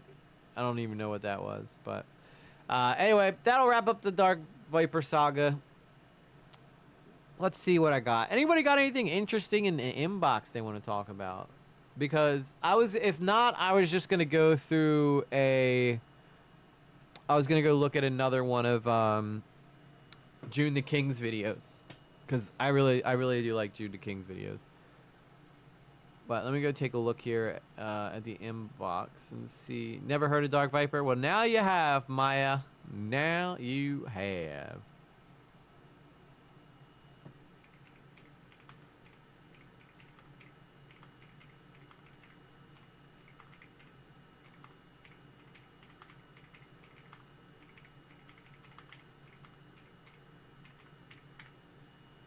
All right, let's take a gander here at the old inbox and see if anybody's left anything of interest. So in case you guys don't know, if you're here and you're new and you're not in a Discord and you're interested in being part of our amazing community, Discord is 100% free. And Blue Jay's already in there. Oh, Illuminaughti! You want me to do Illuminaughti? Really? I might. She has a pretty crazy downfall. She does have a pretty nuts downfall. But Blue Jay's always right on top of that. She's like, I got something for you, pal. But if you guys are interested in joining the Discord and being a part of an amazing community, we have like such a nice community. If you go through something in life, we're not the type of community that's going to make fun of you for it. We're going to help you get through it. We're going to be there to be supportive and give you encouraging words. So Blue Jay just dropped the Discord in the chat. So if you're interested in joining, please consider clicking that link and joining our Discord.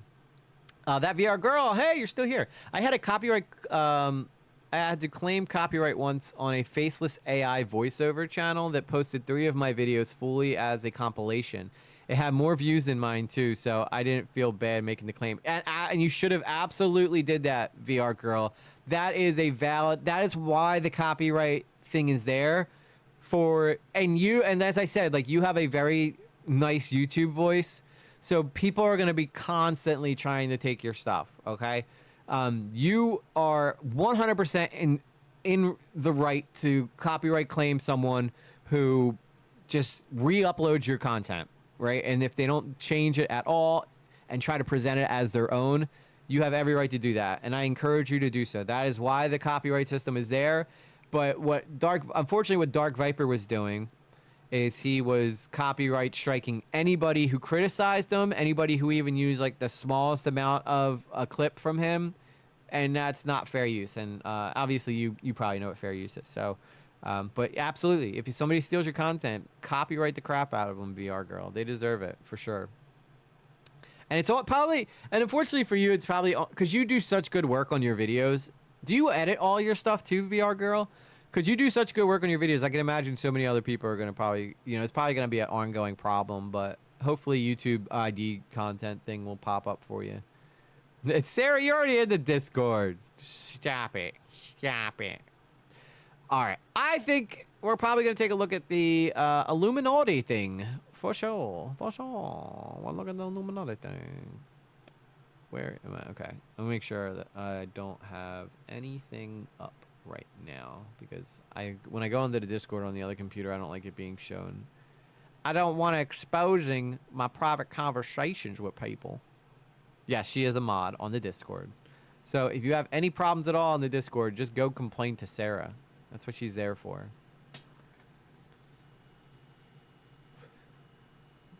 Open up, Discord. Why are you not opening? Open. Okay, for some reason, Discord does not seem to want to open, so I'm going to have to do my old little strategy here by clicking it, getting it to populate in my history. Dissonance. It is this word that... And then I should have it now in my history, and I can bring it up on my other computer. In my other computer. I use a 2-computer setup for streaming.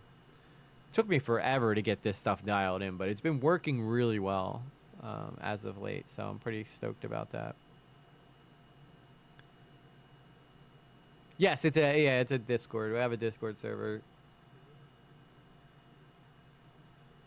I spaced out there for a second. I totally forgot what I was doing. I forgot I was even streaming for a second there. That was weird. Okay, so we're gonna take a look at this video that Blue Jay put into the. It's an hour long, so we'll probably speed it up. I lost count where we're at with tips. I don't think we reached $50 though, so I don't think we're gonna do it unless we get to 50. Then we'll do an extra. We'll do an extra hour. I'm a mod for Dead on a Sunday Discord. Awesome, you're a mod for so many Discords. But the biggest one is Mr. Scammer Payback, Mr. Pierogi. Congratulations on that mod. That's a big deal. All right, let's take a look here. I should probably fix the screen so that it fits. You don't wanna be having no video that don't fit the screen. Nobody likes that.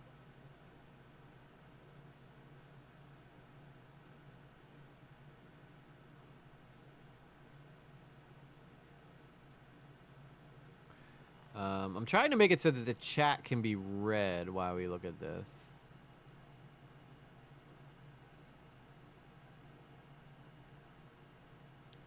I think that'll work. Let me know if you guys like this structure a little better so that you can actually read the chat. Alright, so this is a video from June the King. Makes awesome. Yes, I do edit. Yes, I edit. Do it all myself. Good job. No, seriously, you are very good at what you do, VR girl. You're gonna be. You keep it up. You're gonna be big. Someone's guilty of being a total badass. Let's go. Approves this message. The Daniels crew super chatted $10, doing my best lurking while cooking dinner. I hope it's a delicious dinner. I hope it is. Thank you for the 10. Where are we at right now with the because I have a thing every stream. If we get to $50 in donos, I give an extra hour of streaming to people. So let's see. I know she sent 10 earlier. I think we're at $20. $20. So yes, she did send 10 earlier, and then we had a couple people send 4 memberships and a 10. Oh, she did 4 memberships. Okay, so 4 memberships. We're close. I think we're $10. What are we? $10 away? Right? $10 away? Or yeah, because 4 memberships is $20. So we're at 40. Okay. Okay. 40. $10 away from an extra hour of streaming tonight. Anyway, let's get into this video about Illuminaughti. This is, VR Girl, if you're in the chat still, this is a great lesson in what not to do as a big content creator. But by the way, yeah, great job on all your editing. You're really good at editing. You have an eye for the whole, you know, social media thing. I think it's only a matter of time until more people find you. Dissonance. It is this word that encapsulates not just how everything went wrong, but also why Blair, or the channel Illuminaughti, was doomed from the start. Her channel is one part efficient. Oh, not gifted memberships, just other people redoing their member. Okay, so we're at $20 then. We're at $20 then. Thank you, Blue Jay, for keeping track of all that. So, okay, yeah. So we're just at, we're at 20 then. That's okay. That's all right. Businesswoman and one part unstable, vengeful manipulator. This mixture of image was so conflicted, a single tweet was all that was needed to spark a rapid chain of events that revealed the secret long history of a channel that was believed to have no significant personality. Oh no, Interest Echo. then shifted. Not the Echo. Not the Echo. Well, would you look at that? Someone's guilty of being a total badass. Chick Dugs approves this message. The Daniels crew super chatted $10. Bam. But I don't know if I'll be here that late, but enjoy. Oh, Daniel's crew, thank you so much. Daniel's crew is literally putting the stream on her back and carrying it step by step. She is a gangster. Big love. Yeah, see, everybody's bless you, Daniel's crew. She's amazing. Thank you so much, Daniel's crew. She's just such a sweetheart. She's been doing this probably since she's been in the community, always helping out. Big time, big time. All right, I think I found which one was the Echo, but thank you again, Daniel's crew. Big time help, big time help. I'm about to go watch a movie with my boyfriend. Talk to you later. Also finishing a Lego set. Oh, I hope it's a good Lego set. Is it the Millennium Falcon? That'd be dope. All right, here we go. Back into it. I think I got rid of the Echo. I mean, people redoing their membership should count. You think so? I mean, let's be honest. This is an hour long. It's probably going to take me a while to do, Blue Jay. Okay, so if I go late, I go late. All right? You push a hard bargain. But yes, I should count memberships. You're right. You can count your membership once a month on one stream. Pick a stream and go, I'm counting my membership towards this stream. Does that work? No, it's a bouquet set my boyfriend got me. I'll post it. Yeah, post it in Discord. That'd be awesome to see, Kangaloo. I used to be a big fan of Legos back in the day. In covering her extensive list of wrongdoings. Illuminaughti situation. The accumulated viewership of such was so substantial that it surpassed her once phenomenally successful channel that once aimed at exposing seeding companies and individuals. She responded with a lawsuit, and her viewership responded with not existing. Since then, there have been an endless stream of videos covering the people exposing her and her lawsuit. With these coming to a conclusion, this video will attempt to showcase the full downfall of Illuminaughti. Well, you can always watch it later, Daniel's crew, too. I partnered with MyHeritage and took one of their DNA kits. I need to fix the sound is so delayed right now. I need to fix it real quick. 1 second, folks. I apologize. This is the problem with a 2-computer setup. Sometimes the audio gets unsynced and you got to resync it. E.g., did you know that the plural of Lego is Lego? Is it? Yes. Look at all these Lego. Oh, so I shouldn't be saying Legos, is what you're saying? Dude, I've been saying Legos forever. Is that is that a real thing? Look at all these Lego. I guess you're right. Yeah. I have heard people say that. Does that make sense? You learn something new every day, folks. It's like when you see deer, right? Look at all these deer. But I'll be returning for these maybe if I remember. I don't know. Hey, it's okay. I just appreciate you guys being here in the first place. All right. If you guys got to go and do your thing, that's fine. Just the fact you guys tell me that you're leaving, I really appreciate that. So you know, you guys can always watch the rest of this on replay. I usually will take these things and repost them up as their own videos too on EG Lately Live, the second channel. I also I'm working on my next EG Lately video to my main channel videos. So, pretty cool stuff. Pretty cool stuff. Lots going on. And maybe if VR Girl's up for it, we'll hook up a collab and we'll do some VR gaming.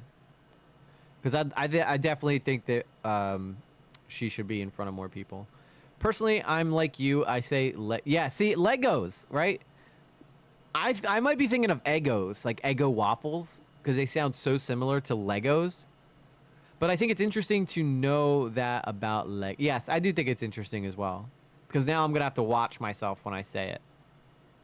All right, let's go back over to this real quick. Let's see if the sound syncs up now. For French. Yes, German. now it works. So look at that. This is essentially the kit I got. You just rub this swab along the inside of your cheek for sponsor over. Back to the video.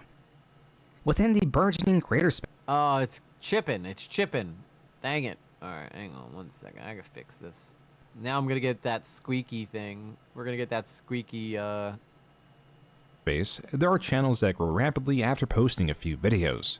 These tend to fill underserved niches or create superior content within their genres. Illuminaughti was not one of these channels. It is not entirely clear what Blair, the creator and host of the channel, did prior to 2019. As her footprint was so insignificant, the earliest way back machine capture of her channel dates back to the start of 2019. However, her channel was established May 9, 2013, and there is evidence that she posted between that time. Like this 2017 collaboration video, that while it is only a collaboration through the creation of videos made on a similar topic, it does show a few seconds of Blair and links to her channel, the same channel she still uses. This also reveals she made a genre of video known as storytime videos. This means she not only deleted her side of this collaboration, but also all of her videos prior to 2019, yet a few have been archived through other means. The reason these have been removed becomes apparent upon examination. Girls don't talk about their shit, their poops, right? Well, I'm gonna talk about my poops because. Oh my god! Starting off talking about Illuminaughti's poopies. That's not what I thought. That was not on my bingo card, guys. I was not expecting. I was not expecting that. It's sad that the only thing I've ever known about some content creators is all the drama bullshit that they got into, but not by their content. Yeah, Zero Core, I think you're right. Right. Also, it sucks too because Illuminaughti had such a great name too. It was such a great name for a channel, and she completely dusted her career by being an absolute insufferable jerk. This is a story about poop. Larger chunks of this video cannot be shown uninterrupted as Blair has copyright-struck channels posting it in the past, and it remains in the YouTube Content ID system. The crux is, while on a date, she clogged her toilet. It was huge. I'm looking at it and I don't even see the hole for the toilet. Blair's storytime videos are videos where the creator tells of wild happenings in her private life are dated at least back to 2015. We decided to go out for a movie date, and the movie we're going to see is that new James Bond movie, Spectre. I know the story of Illuminaughti, but if you don't know the story of Illuminaughti, this story is insane, guys. It is really, truly insane. I like June the King always has new stuff for me to know, so I'm excited to see. But I've never talked about her on my channel before, so this will be the first time I talk about Illuminaughti. Spectre that's out. Spectre in the United States premiered November 2015. It was around this time that Sarah J. Warren also premiered. Sarah J. Warren is unapologetically feminist, and if they don't like it, then I would love to drink their overprivileged male tears, okay? Sarah J. Warren was created to star in Tommy C's satirical news show Get to the Point. Tommy played the role of a sexist alcoholic that was kicked out of mainstream media. Oh my god, guys, this just reminded me of something. I have a channel that I used to do with my friend that was exactly like this. I don't know if that's a good omen, though, because I don't want to end up like Tommy. But check. Okay, I got to show you guys. I got to show you guys this.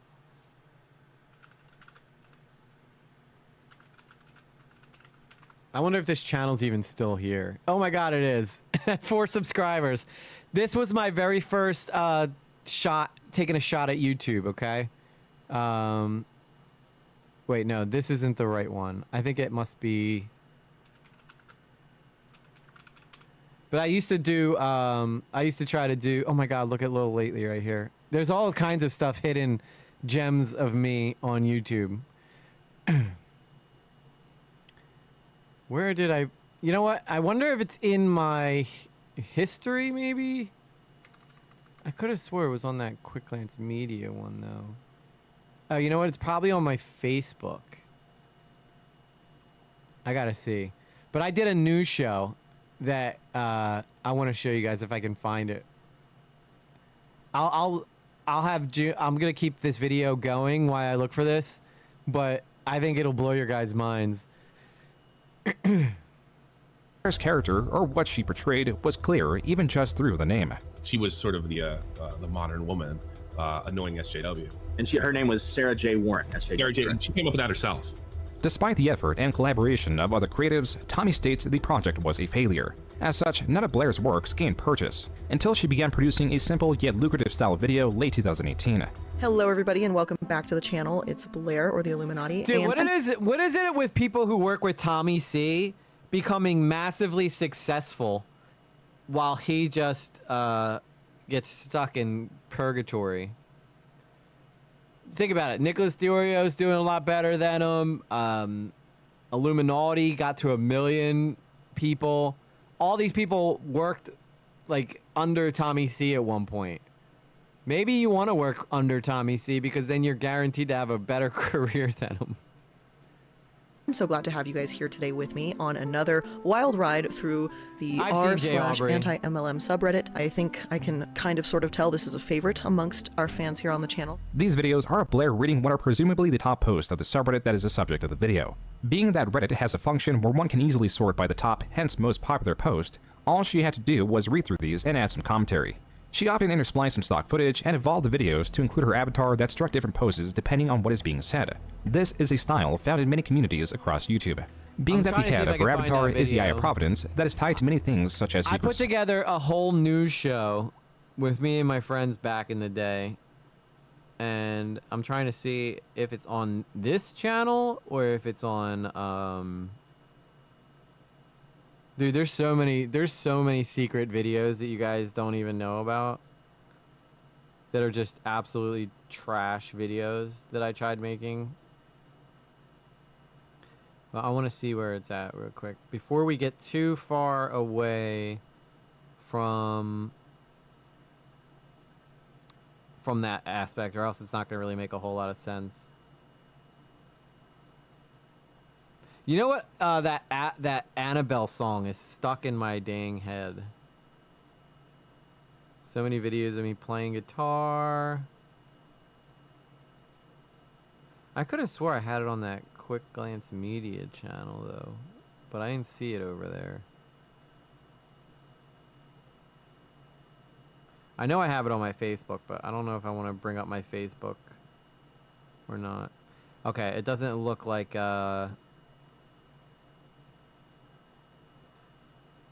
it does not look like I have it on this YouTube channel. I know it's on YouTube somewhere though.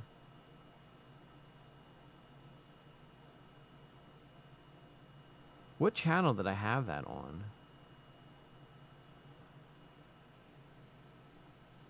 Cause I remember we tried like paying to have it promote it, and it was under a channel we called Shady Fakers at one point.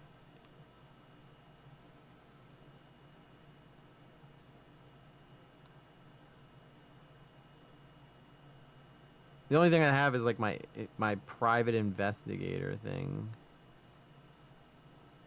Yeah, I don't see it. I'm gonna have to find it on YouTube, on Facebook, I guess. Societies, it is a nod to her channel name Illuminaughti, that differs in spelling to the group by the word naughty as to be disobedient, and has an additional I on both the start and the end of the name. This avatar turned out to be quite convenient as she more and more began to shift focus to the r/anti-MLM subreddit.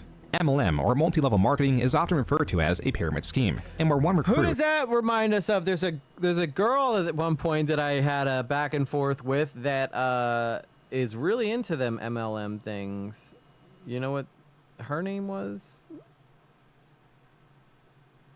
It was Savannah. But then he started taking shots at Chud. It was so weird when that drama was. Oh yeah, the Tommy C stuff. So weird. I was thinking about doing a recap of all of it, but I don't know. I'd probably just rather leave Sleeping Dogs lie. Unwitting subjects to sell often overpriced and difficult to sell products.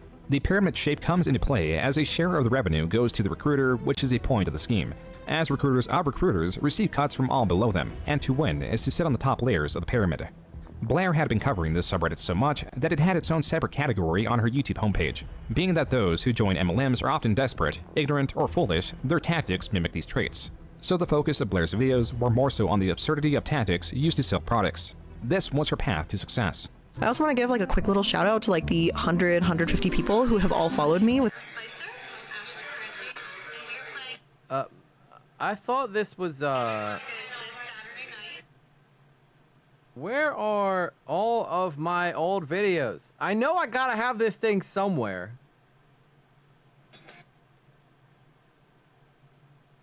I'm so annoyed. I want to find this dang news thing because it's so stupid.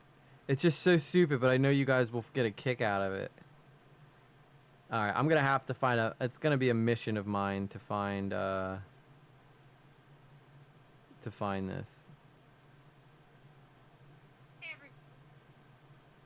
I just see a lot of stuff from me back in the day asking people if they want to start a YouTube channel, and nobody wanted to. I would ask people all the time, like, anybody interested in starting a YouTube channel? I'd get 5 or 6 people who'd be like, yeah, I'm definitely in. And then the minute it started, the minute I was like, all right, I'm ready to start working, they wanted nothing to do with it. Nothing to do with it. All right, I'm annoyed that I can't find that, but it's exactly like Tommy C's new show. It was exactly like Tommy C's new show. Within like the past week, I don't know what is happening there. Blair's success, above all else, is attributed to a rapid rate of King uploads. does sound like in a March, her channel had jumped to 96,000 subscribers. Here, she would upload 2 videos daily, largely consisting of subreddit coverage. In this screenshot, she abandoned the larger focus on MLMs to shift to popular Reddit themes.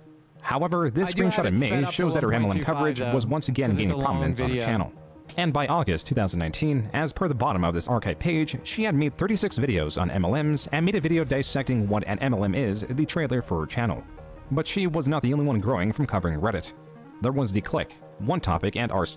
While many channels exist in this genre, these 3 are unique to Blair's story in that some would become friends, but eventually would all take on an adversarial role. r/, as many Reddit channels did in 2019, grew tremendously, yet few as fast. Though he had only started uploading in January of 2019, by February he was getting over 30 million views a month. This aroused suspicion. Blair during this time took it upon herself to point out the suspicious growth. Without much more to go on than this almost unheard of growth, the drama died down. But what remained was the start of a history. One of hypocrisy, manipulation, and revenge. Her actions and her responses would repeat on wholly different people. This begins with Azathan's video. I feel that I must state up front that for the last 2.5 years, I was involved in a romantic relationship with a YouTuber known as Illuminaughti. This relationship ended recently. Azathan released this video on April 19th, 2019, in where he admits to secretly recording a phone call with Blair. It was not illegal, as Colorado, in terms of calls, is a one-party consent state. I have seen your fucking Twitter and the bullshit you've been spewing on there. The harassment. You fucking asshat. The abuse.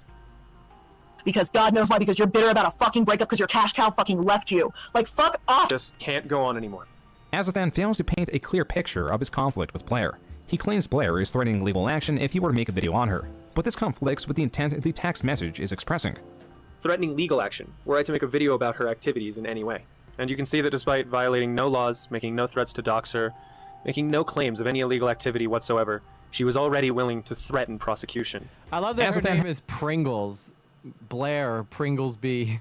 Why do you call it? What kind of nickname is Pringles? The video is loud compared to the audio, and the audio. Oh, is it? That's not good. We don't want that. I heard the popping though. I wasn't sure if you guys could hear it though. I don't know much more I could do to lower it. Has claimed to share the audio of the call anonymously. Why this matters is because, apparent by his second video Azathan released, the full call contained private information. The release of the entire call could be why Blair claims Azathan was threatening to dox her. Back to the first video, it turns out that Blair was in contact with someone. Why is it doing this? It's not supposed to. Grr. I have it as low. I have the quality as low as I possibly can make it. Because what happens is if I turn it up, it's gonna pop even more. Watch. Watch. This is the only problem with having these. Docs Azathan. A Discord user known as Cracker Snatcher, who had made threats of violence against me, as well as attempting to locate and disseminate my location. It's not and popping name. because of the I was volume. saddened It's to be informed popping. by my friends It's that she had popping joined a because of Warcraft the 3 Discord server solely for the purpose of providing data. and exchanging personal information with this extremely dangerous and unstable individual. This claim, at least by the evidence shown on screen, is not entirely substantiated with the conversation being about boys being gay and rejecting men and going to war or prison. See, yeah, it's just... I can fix this. Hang on one second. I'm just going to have to play it on my one computer. Where... Sometimes my capture card just sucks. I don't know why. It just doesn't have enough power to take all the data it's sending from one computer to another. And it drives me nuts. It has no problem with the view, but it's the audio for some reason. It's still popping. It's still popping a little bit, but I can just get rid of the popping altogether. I mean, we could try to keep going. If it starts popping, I'll just bring it up on my streaming computer. And dying and doing drugs and truth-seeking and, of course, saving the world. From Blair's side, it is only clear she wanted to speak to this individual, but the contents of the private conversation are not shown, and thus there is no proof, besides anecdotal, that she was attempting to deliver Azathan's docs. While their conflict did not lead to much due to the lack of strong evidence or the general disinterest towards Azathan's video, there are claims that made over time would ring more and more true. An early friendship with Fresh helped mold her content, but also led her to believe that anyone else utilizing that general framework was a copycat. Well, let me know if you guys hear any more popping. Endless rants about Misery Box, deservedly, Bumfries, and even Voicey here, being nothing more than mediocre mimics of herself and Fresh. Which leads us to the original steps she took into the commentary community. Her call-out video against r/, claiming that he was using viewbots. What fueled this was her anger at being so quickly outpaced by another channel. Blair later deleted her video on r/, but the jealousy of competing channels outperforming her or merely existing in proximity will remain. With a person so reputation-minded, one that believes reputation is molded with intent instead of forming passively, it's a good way to motivate Blair knew she had yourself. weaknesses and quickly sought to remove them. Her history as Sarah J. Warren greatly conflicted with her new image of a compassionate, investigative creator who sought to expose the wrongdoings of companies. Yeah, some of them were privated as per Blair's request a couple months ago when she was going to sue Keemstar for saying she had. All right, if the popping comes back, let me know because I hate the popping. She left, she deleted the private videos too, so that to clear up some of the confusion on. Tommy explains how Blair still had access to his channel and why now only short clips of her time as Sarah J. Warren exist online. This is explained through a dense story of Tommy and friends calling an employee of Blair's obese, something he took offense to even though he partook in verbalizing similar comments towards others. This is the stated intent, one that makes it appear that she disassociated through compassion and not to hide her history. And it worked for the time being. No, she's not too big for her britches. She's fucking stupid. She's not cut out for this. That's something we can definitely say from knowing her behind the scenes. Yeah, because she freaks out when she makes these videos. Anything that takes any sort of like stress, any stress comes down on her, anything that takes brain cells is where she just fucking falls apart. Blair, in her efforts to remove her history, had only added more to it. While she had succeeded in wiping those old videos, ththese were replaced with Tommy's testimony that they existed, alongside her underhanded actions to remove them. What's more, she was now attempting to remove coverage of this. Shit goes down. We know about it, we talk about it, and then all of a sudden, I get a strike this morning on a video that was entitled, "Strike This Bitch." Blair, as later revealed, had not hit this video with a copyright strike. Rather, she informed an artist whose work was used to create the thumbnail for said video, and they struck it. This back and forth lasted for several months, yet coverage of her interactions seldom gained purchase. Even Azathan's new claims largely went ignored. So here's Aslan's tweet right here. When Illuminaughti told me that as a stripper, yes, I'm reading that correctly, she took clients into the champagne room and would threaten them with violence, lie to the bouncers about being molested, and have them beat the person up if they didn't give her more money. Should have been the last red flag. Blair had made enemies within the commentary community. These sour ties hardly affected her new ventures and relationships, as by January 2020, she had a new partner known as Oz Media, who was also creating similar videos covering subreddits. Blair, Oz Media, and a few other channels such as The Click, Wonderstruck, and One Topic had joined in creating Sad Milk, a collaboration channel. There are more channels, but these are the most relevant to Blair. The content consisted of the group reacting to memes and the like while in a group call. As Sad Milk grew, Blair began shifting her own videos towards the ever-popular video essay genre. Though she stuck with the main theme of coverage of MLMs, her videos were hardly limited in topic. While her Reddit videos had her at 2.5 million views a month, Her video essays doubled that. In September, as seen in the Social Blade graph, her channel had lost 34 million views, likely due to the mass deletion of her Reddit videos. Though this new genre brought in far more interest, the consequences of this shift were large, but not entirely understood until several years later. Both the success and issues of such are boiled down to a rate of uploads. I'm at 1551. I'm gonna bring it over here because I can still hear the popping, and it's driving me nuts. Sometimes it cooperates very well, and sometimes it does not. So let's go to 1551. We'll continue it all on the streaming computer. Perfect. 1551. Now let me pull this up on here. And voila, you can't even tell the difference, except now it's in front of me, which we don't want that. We don't want that. There we go. That's perfect. That's perfect. Let's go, baby. Now I'm just going to have to look away from the camera, though. You'll have to see my profile. My profile.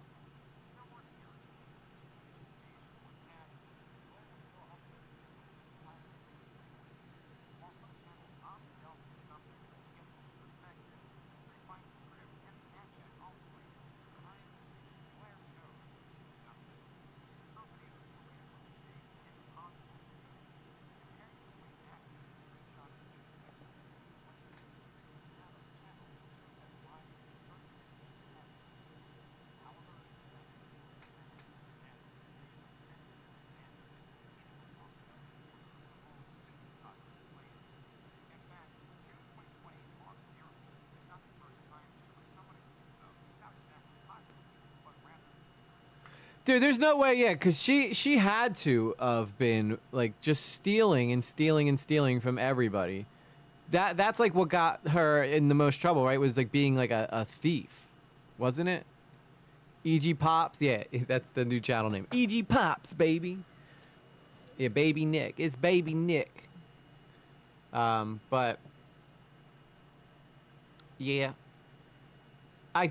She looks like a thief. She looks like somebody who would have no problem stealing content to get ahead. And she, you know, I'm not shocked to see she did.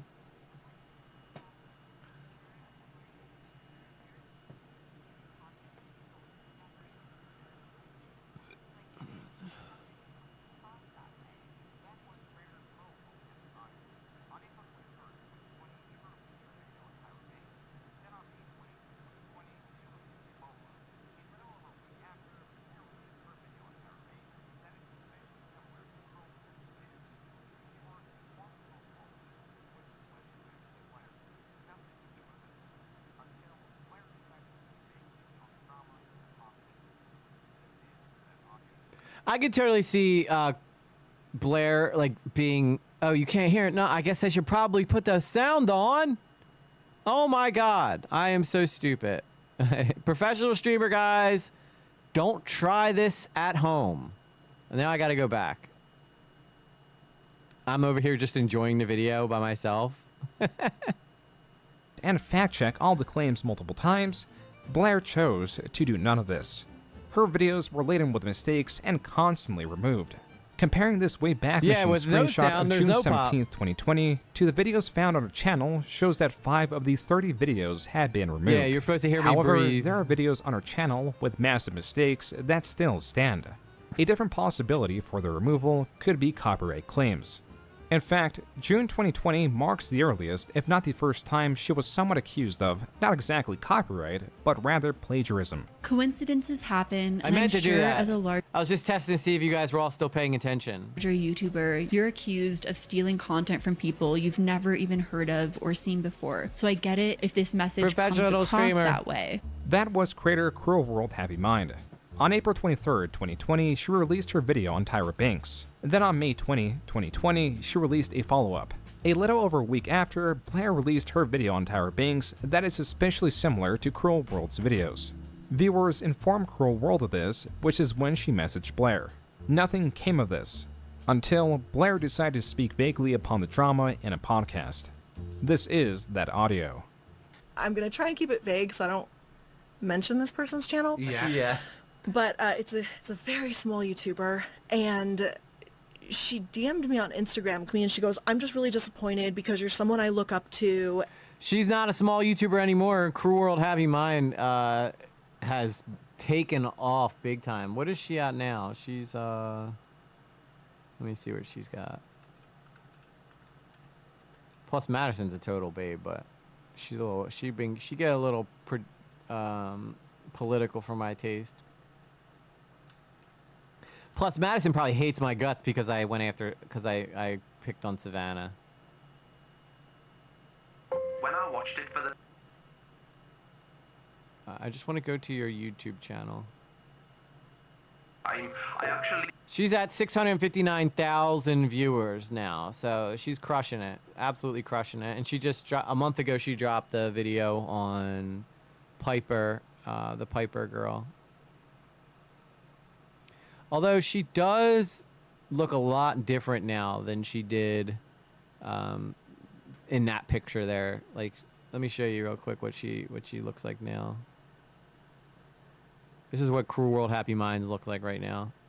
Little, you know, she's still a very pretty girl, but I think she's getting work done or something, which she should not be doing because she was naturally good looking. But sometimes she'll like straight up dress like a lady of the night. And I mean, I know that mostly women watch her, but I watched Cruel World Happy Mind before. Just saying. Boobs, man. What can I say? What can I say? And sometimes she'll like sell like adult toys, if you know what I mean, on her, and she'll tell you all the stuff it does. And I'm like, whoa, this is getting a little spicy over here. This is getting a little spicy. And you copied my video, and I want credit, right? So I didn't know who this person was. So I went to my moderators in my Discord server, and I was like, hey, I screenshotted the message, I sent it to them, and I said, do you know, is this a YouTuber? Can you guys like tell me who this is take or 10 what they're even messages. talking about? I'm sorry. I had no idea. Yeah. They come back to me. It's this But I small eventually see channel, I'll it. just say less than 50,000 subscribers at the Right. time. And she sources me. She uses me as a source in her videos, for one. So I found it kind of funny. Blair's saving grace is she did not mention Cruel World by name. Obviously, the first thing I did before even looking at her videos is I have been doing a lot better not having to have those professional streamer moments. Like last night, I don't think I had one professional streamer moment, and then I did tonight, unfortunately. Because the two computers were working great. Now it's not. went to look at her sourcing list because I think that's really important is what do you use. And she had 5 sources. You know, I have to use a pastebin document because I have anywhere 30 to 70 sources per video. I don't play around. But she had like 5 sources. You know, one was Wikipedia, one was BuzzFeed, one was like TMZ or something. Oh my god. The most, you know, oh god. And those sources are okay for a reference on certain things. Like I use Wikipedia as a starting point. These statements are false. Cruel World does not cite Wikipedia a single time in either of her videos. Going to a Wayback Machine screenshot of Wikipedia of May 2020 and cross-referencing the sources in the video's descriptions shows that not one of Cruel World's sources are actually found on Wikipedia. Moreover, though Blair inflates her sourcing list to averaging 30 to 70, it often hovers around 20. And looking at Blair's sources for her Tyra Banks video reveals not only her citing Wikipedia, but also citing 4 of the 6 sources found in one of Cruel World's videos. Looking at Cruel World's second video, it has 2 sources. That is, if you did not read. I don't put sources in my videos. I wonder if that's something I should probably start doing. But on my other videos, there would be no reason to put them on the thing. I do share links, though, to these videos that I watch. The first link is a link to BuzzFeed, but it was stating that it was Tyra responding to the backlash after Cruel World. Donut Operator uses 2 computers for his streams, and he says it's been a hassle to set up. It really was, because the main reason I do it is so that I'm not putting all the workload on one computer. Like now I'm putting all the workload on one computer. Getting it dialed in really sucks, and it's been working so good lately. I'm really kind of annoyed that I'm getting the popping tonight, and it's usually just a data thing. That popping, it means that the data is not coming through fast enough for it not to pop. So that popping is like filling the gaps of missing data points. So that's why I always put it down to FM, so it's like the smallest amount of data getting sent over. Usually that always fixes the problem, but tonight for some reason it's just not fixing it. Released a video. This is not a source. Blair is also an avid user of Wikipedia. The first available video I don't on her think channel Cool World about Happy Minds MLMs has an lists OF. Wikipedia as nearly 1/3 of its sources. But even with this ease I'd of pay for it. information, she still gets information wrong. One of the earliest MLMs, or what we consider currently to be an MLM, started all the way back in 1934. You know who still does MLMs? Queen of Karma. She's still very heavily MLM focused. Is a company called Neutralite. The top of the wiki states that while the products were being developed in 1934, the second paragraph clarifies that it was not until 1939 that it was renamed Neutralite. This holds true with Neutralite Products Incorporated as found on California's Secretary of State website. This is to say that not only is Cruel World not guilty of what Blair is accusing her of, Blair is guilty of almost all of it. And just gives her opinion on how she feels about things. And I said, you cannot believe for 1 second, ma'am, that I am copying you. You are giving an opinion. I don't do that. In my opinion, Tyra realized what it really means to be an MLM and the legal hoops this you have to girl jump is through. the worst. It hardly dude. ends here. The saddest part of this is, though, you know, this is every YouTuber, though. It's like, you know, everybody will do what Blair was just earlier than everybody else doing whatever they could to get ahead of everyone, you know? It's such a typical thing you see nowadays, but back then it was a little, you know, YouTube was still new, and I think Blair was just doing whatever the hell she wanted because she did what she needed to get by. But it all caught up with her, though. It all caught up with her. Now she's like a nothing. She's a nobody. The only time people talk about her is when we're making fun of her. And that's why it doesn't pay to be a shitty person. I could easily do what Blair is doing, start stealing people's content, start picking fights with everybody, start talking shit on everybody, right? But and that might boost me for a little bit, but how long can that really honestly last? Not very long. So the only time I criticize people is when I feel like they deserve it, or if I really think they have a really bad take. Yeah, Cruel World is a mama. I don't think she'd do that to her kids. Yeah, well, have you seen her selling those toys, though? She gets very detailed about what they do. But yeah, Madison's a babe. Much hotter than Savannah. You're looking at how I outline my videos, you're trying to replicate that, and then when I cover a topic that you've already covered, I guess, then you say that I'm copying you, but I was like, honey, I've been doing the same thing. Like, that's not my fault. Blair did not cover Tyra Banks before Cruel World. Furthermore, Blair mentions the stealing of an outline. An outline is the foundation of the video. It's its skeleton that is filled in. Comparing Blair's video to Cruel World's first video shows some stark commonalities in how they're outlined. Yes, it is they do, less about the Alex. similar Nothing wrong with information it. that appears, but how often it is presented in a similar. I mean, look at Madison. She looks like a very beautiful girl next door. I'm sure Blair hates her for that because Blair is not an attractive woman. See, like, you know, Madison looks like, you know, the popular girl in high school, as where Blair not so much. Blair looks like, you know, the girl that the guy has. It's like, hey, take one for the team. So like if they went out together, your friend would try to hook up with Madison, you would get stuck with Blair because you had to take one for the team so that your buddy could hit up Madison. That's kind of the way I look at it. It's horrible to say that, but that's how, I mean, that's the truth of the, well, I mean, you can tell why Blair doesn't like her, right? She's everything that Blair's not. She's sweet, she's nice, she's pretty, does good videos. It's like Blair immediately saw Madison as a threat, I bet. Sequence. She has a ton of controversy surrounding America's Next Top Model, and I've got quite a few issues with her, really. The company Tyra Beauty was, of course, flawlessly launched through an America's Next Top Model episode. In 2012, Banks told anyone and everyone that she graduated from Harvard Business School, posing for pictures with her supposed diploma. But as Jezebel, another news source, reported, she was in fact graduated from the Owner-President Management Program at Harvard, a non-degree granting certificate course at Harvard. Okay, I just had to talk about this. In this video and also online, Tyra talks about her Harvard Business School graduation.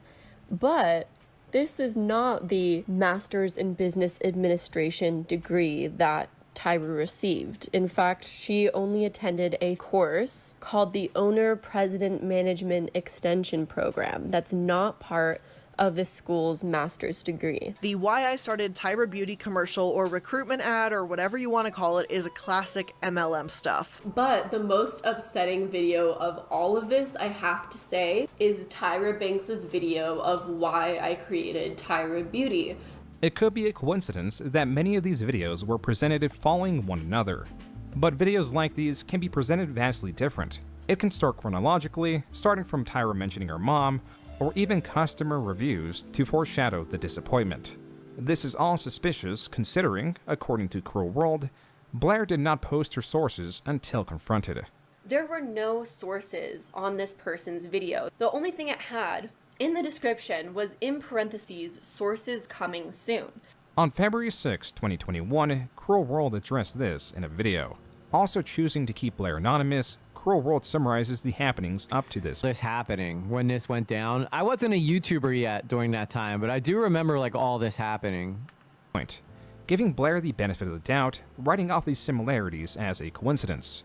However, when Cruel World was made aware of the comments Blair made on the podcast and the 2 Instagram stories that Cruel World alleges existed, her tone changed. This is where it gets really weird and really shocking. Oh, for sure, she's jealous. This person makes another Instagram story where they say something along the lines of alluding to the fact that I'm untrustworthy because my profile shows up on a website that's supposedly about buying YouTube bots.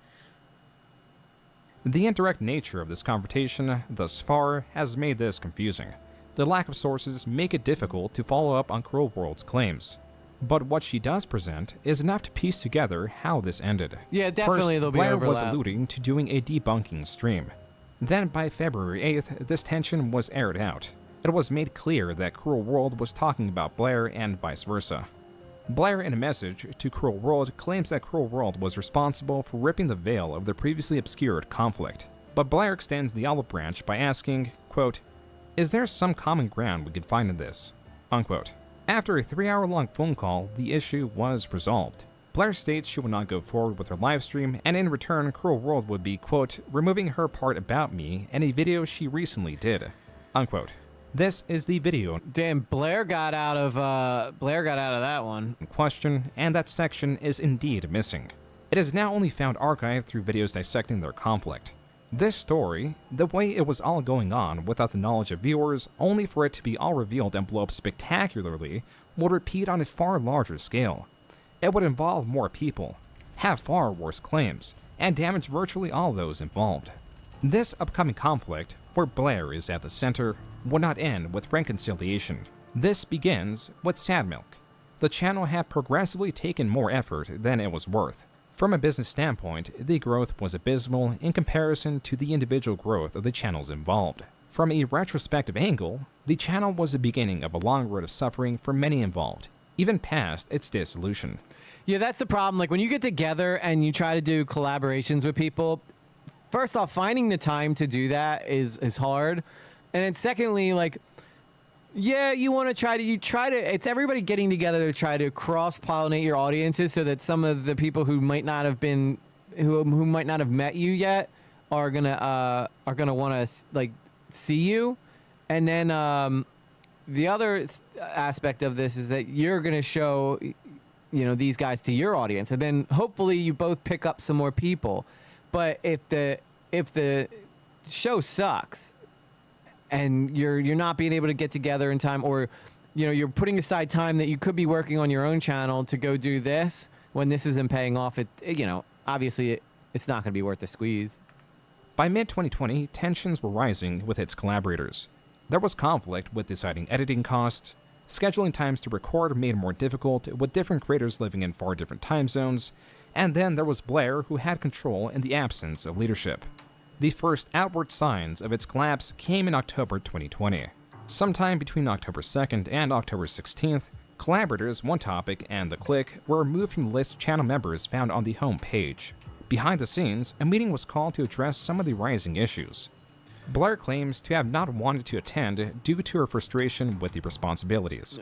I guess they were just trying to live up to their Sad Milk name. Like, they don't want to be Happy Milk. It's got to be sad. If it's not Sad Milk, then what are they even doing? After joining the meeting regardless of this wish, she eventually shouted at One Topic and said something along the lines of, "Shut the fuck up." One Topic left the call due to this outburst. Then on October 9th, he announced to the group that he was stepping away from the project. The following day, the clique left as well. This was not announced to the public until November 1st, 2020, which also announced the departure of a different member. As the clique will later point out, only 3 hours from this announcement, Blair tweeted, quote, "Casual reminder, pedophilia is never a quote-unquote gray area. It's wrong. If someone you know won't take actions, then they are complicit to the problem," unquote. The clique claims that with Sad Milk retweeting Blair, it stirred up rumors about why they left. This was the intended effect and is tied to what was previously a resolved issue that began in September. This screenshot was of a 19-year-old Discord user stating that they were dating a 13-year-old. This user even states that they got in contact on TeamSpeak, not the clique server, which is where this was all being posted. How does this always end up finding its way into these stories? Why, people? Just find a way to not try to date kids. If you're 19, you have no business talking to a 13-year-old. I swear. Why can people not figure this out? It did not take long for this admission to come to the attention of server mods, whose some were also the shared mods of Blair. The user was banned shortly after and allegedly reported to Discord's trust and safety team. In a message to One Topic, she makes the allegation that the clique knew this was happening. However, the clique alleges that since this was 2 a.m. his time, he was asleep when this was all happening, and woke up to the chaos of what happened, made all the more confusing since the user was already banned. The clique and Blair discussed this, with Blair stating that she was proud of the clique. This brings us back to the tweet Blair had made a month and a half after the events were seemingly resolved. Now Blair was actively trying to harm the clique. In this leaked Discord screenshot, Blair states she is writing a piece about Sad Milk, but it is written from the third person. Quote, "I saw the Sad Milk announcement," unquote. This is quite strange considering she is the one who wrote said announcement. Strange until it was posted not under Blair's account, but this account that went under Doobie Schmertz. She's such a sneaky little... she was such a sneaky little bitch. Yeah, it's like me posting from a random account, just being like, EG's the greatest YouTuber of all time. And I'm just like, wow, did you guys see what that guy wrote about me? Isn't that nice? I don't even know what to say. I'm just so flabbergasted. Like, that's psychotic behavior right there. So psychotic behavior. It believes there is a piece of the puzzle missing. With little to no traction following the insinuation Blair had made, this post was attempting to nudge interest towards it. Quote, "Like, it really looks like, quote-unquote, creative differences is dumb AF. Blair tweeting about being stabbed in the back, One Topic leaving his supporter server, and then watching so many of his mods disappear, and Wonderstruck talking about how he hates friends fighting, and even Clicky not streaming as much and deleting some of his streams and clips. I think something happened, guys. I think I figured out what really happened," unquote. The discovery was that this, quote-unquote, anonymous user pieced together that Blair saw the clique's older videos and found out that clique had used the R slur, then goes on to say, quote, "Oh no, not the R slur. Anything but the R slur. How am I gonna get by? He said the word retard." Creepshow Art did this. Yeah, Creepshow Art is another one that is I would love to do one day. Turkey Tom has a great video on her. We'll have to add it into one of the nights when I don't have a whole lot of other stuff to talk about. But yeah, Creepshow Art has a crazy story for sure. "As an autist, I was mad he would call a Minecraft zombie that word," unquote. This is the crux of the post, but it's also important to mention it praises Blair. Quote, "Blair is a big supporter of the community and awesome. I love her videos about exposing autism speaks. I think Blair found out about this and fought with him about it," unquote.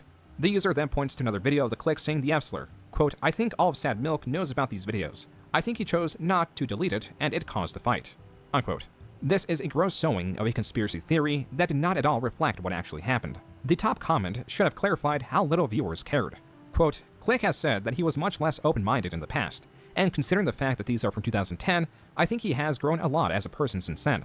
Honestly, while you do bring up a good few points, I don't think we should start a heck ton of rumors about this situation. I don't want to end up like it." Oh, that's gotta be weird, Blue Jay. So you were a fan of Creepshow Art, and then that would be like, I guess, like finding out that I'm like some horrible dude in my free time, you know? That's gotta hurt, seeing it, somebody that you watch, like, just like, it's like being a fan of Bo Black's. I don't know who was a fan of that guy, but I'm sure someone was. And then seeing what he did to himself, you just like, is my judgment off? Is my picker off? Did with Flinders, where people were making theories left and right. Though unfortunately, with a change this big, it's probably inevitable, unquote. A second post was made to draw attention to the clique saying the N-word in the past. This also failed to get any traction, and it was later revealed that Blair had also paid someone who goes as Felix the Kit Kat $200 to dig through the raw audio of Sad Milk to find clique using the R-word. Seeing how Redditors were forgiving of the word considering how long ago he said it, Blair was looking for a more recent example, though her efforts would eventually only harm her own reputation. For the time being, in mid-2021, after the conflict... Yeah, imagine going on a hardcore investigative search for someone saying the word retard. Oh my gosh, so stupid, dude, so stupid. Nobody even associates retard with autism anymore. It's like an insult. It's got a meaning of its own now. And resolution with Cruel World. While Sad Milk was absent of uploads, it was soon to be considered a dead channel. Blair made new efforts to improve relations with some of the remaining Sad Milk cast. Oz Media was given being that they were in a relationship and had moved in together at Oz's new house. Oh, the no, other person Blue of note Jay. was Wonderstruck Guy, who moved in shortly after Oz and Blair did. You're not making Blair me feel hired Wonder confident. June 7th as an editor In with my a starting future. salary of $50,000. His role was not under Blair's main channel, but her second channel, Illuminaughti, a channel that mostly hosted clips of her live streams. There was not much work for Wonder to do during this period, a fact that displeased both Blair and Wonder. In this mix were plans for Wonder to become a tenant of Blair's, though those never materialized. But the BMW did. One that Oz and Blair paid a significant down payment on and entered into a questionable rent-to-own contract with Wonder. From just June to July, Wonder would not only be fired from his position, but would also lose this car. As Wonder claims, when editing one of Illuminaughti's videos, his software corrupted due to a faulty GPU. To reach the deadline, he flew back to Texas to get a different computer to finish the job. There was some leeway here in that the deadline was pushed back from July 26th to August 2nd. Or so it seemed, as he was fired July 27th for not meeting the prior deadline. It was here on this call that I was fired for explicitly not meeting deadlines, which I find highly confusing due to once more I must reiterate that my deadline was August 2nd. Wonder, with nothing left in Colorado, visited his father in Texas. But now came the issue of what to do with the car. Oz gave me a set of options as to what I could do with the car, and I picked option 2, where it was agreed I would bring the car back to Colorado, gather my belongings, and I'd pay the value via regular payments, etc. The contract Wonder signed, though it is disputable whether it was legally binding, stated that the car would reside in Colorado. The word reside, in legal speak, can mean that it is a place that one dwells continuously, a primary residence. So while Wonderstruck... Don't buy cars from YouTubers. Don't ever get into an agreement like this. I'll buy you a car. You could just pay me. They own you. They're buying you. That's what they're doing. They're buying you. They're not buying you a car. They're buying you. I was also a fan of Tommy C. Wait, oh my God. Who were you not a fan of, Blue Jay? That's fair, though. I was a fan of Tommy C. too before I learned what he's really like. And the car were physically in Texas, it could be argued that because Colorado remained his legal residence, that much could also be applied to the car. This matters because Blair sought to repossess the car, and on July 29th, using the embedded GPS as spare key, she flew to Texas and repossessed the vehicle in the middle of the night. Blair retrieved the vehicle in a suboptimal state. Besides some trash and clothing thrown about, there was physical damage to the glove box latch and a crack on the windshield. The crack was claimed to have been from rogue asphalt propelled from the car in front of him. Also in the car were various valuables, including 2 YouTube play buttons. Wonder would fight to retrieve his... I'm just gonna keep my YouTube play buttons in my car that I'm living in. It just goes to show you, man, people's priorities are a little out of whack. His belongings through a demand letter, but his belongings were reportedly thrown away. This marks yet another relationship. Dude, if someone threw away my if I ever get a YouTube play button, and I think I will one day, I have hope I will. And someone threw it away on me, I would sue them. That's like it's like a badge of honor to have a YouTube play button. Soured. Of all the prominent members of the now defunct Sad Milk, Blair was now only on good terms with Oz. Then, in December of 2021, they ended their romantic relationship. That's but why she was on good terms. To remain on good terms. Oz was even working for Blair informally, even just 3 months prior. I'm sorry, but Oz Media looks like a girl. Like, he looks like he's transitioning. I wouldn't be shocked if eventually one day Oz Media comes out and says, yes, I'm actually a girl. Prior to the breakup, which continued as he became an employee. But it turns out not for a good reason. Oz owed Blair money. She allegedly tried to get a custom multi-million-dollar house built with Oz, which is with fine him if he wants to, 50% of the deposit and the like in an unwritten ledger owed to her. The kicker is she canceled the project, meaning she forfeited that deposit, yet held Oz responsible for his half. What followed, bringing the timeline back to the romantic relationship ending, was Blair moving out to purchase her own home. Then, around August 2022, she sold this home to commission a new build. With Oz suffering financially and his house nearing foreclosure, Blair footed 6 months of mortgage payments. This was added to the unwritten ledger until December of that year, when Oz signed documents that recorded this debt as liens against his house. This matters because it gave her the power, if she wanted, to foreclose on Oz's house. It is also alleged that Blair told Oz that signing these documents would mend their relationship. By January 2023, she had moved out and moved into a rental while she waited on her new house to close, though she left some of her belongings to be retrieved later. It was then that Oz accessed her computer and found out that she was seeing someone else. It's difficult to ascertain what type of relationship they held, as Oz told a different employee of Blair's that she cheated. Oz even reached out to Wonder to inform him about what happened. These documents, as have been shown on screen, were retrieved, highlighted, and censored by the channel Mad Catster, who redacted larger sections, whether due to personal information or the severity of what is being stated. You know, when I first read the details of this, and I cried because it's just shocking. And that's all I'm going to say. Oh, thank you, Oz E-Shift. was in an untenable position. Dude, I'm telling you. Tell me he's not going to become a girl one day. He's already halfway there. It screams sex change. That is a girl. Unless Oz started off as a girl and then became a guy. Against Blair. Blair's channel from mid-2022 to 2023 Which again was is getting fine around if he 10 wants to million do views that. a month. With her frequent sponsorships, her earnings could be well over 6 figures. Oz's channel was getting at most 200,000 views, or around 1/50th of Blair's. This was made worse when he shifted his efforts to work on her channel. And even this turned out to be an unstable position. That much would be true for anyone working under Illuminaughti. Blair had grown a reputation of producing half-decent video essays. She was someone who appeared compassionate, someone who cared about injustice. The question is, what happens when you turn all this over and realize every aspect is not only false, but it is the opposite of what was being portrayed? What happens when the internet discovers something that looks innocent has been volatile the whole time? This is nitroglycerin. It feels slightly oily, it's slightly viscous, it tastes sweet. It appears unassuming. It is anything but. Nitroglycerin is a compound ready to explode. The lightest strike initially... It tastes sweet. Is Junior King over there tasting nitroglycerin? He might be a femboy, you're right. I heard EG wants me to throw away his Let me get it first, then we can talk about whether or not you can throw it away. Help me get there, guys. We can do it. We can do it. We just got to start sharing the videos.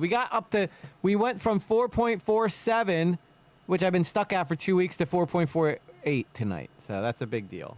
It's a step in the right direction, guys. It's a chain reaction. I'm sure you all know why we're here. We are gathered here today in what might be the most comprehensive deep dive that I've done to lay to rest once and for all the purity Loud noises! Being that explosions are a chain reaction, one can follow the chain back to the catalyst. Nitroglycerin, hammer, balloon, needle, and Illuminaughti, legal eagle.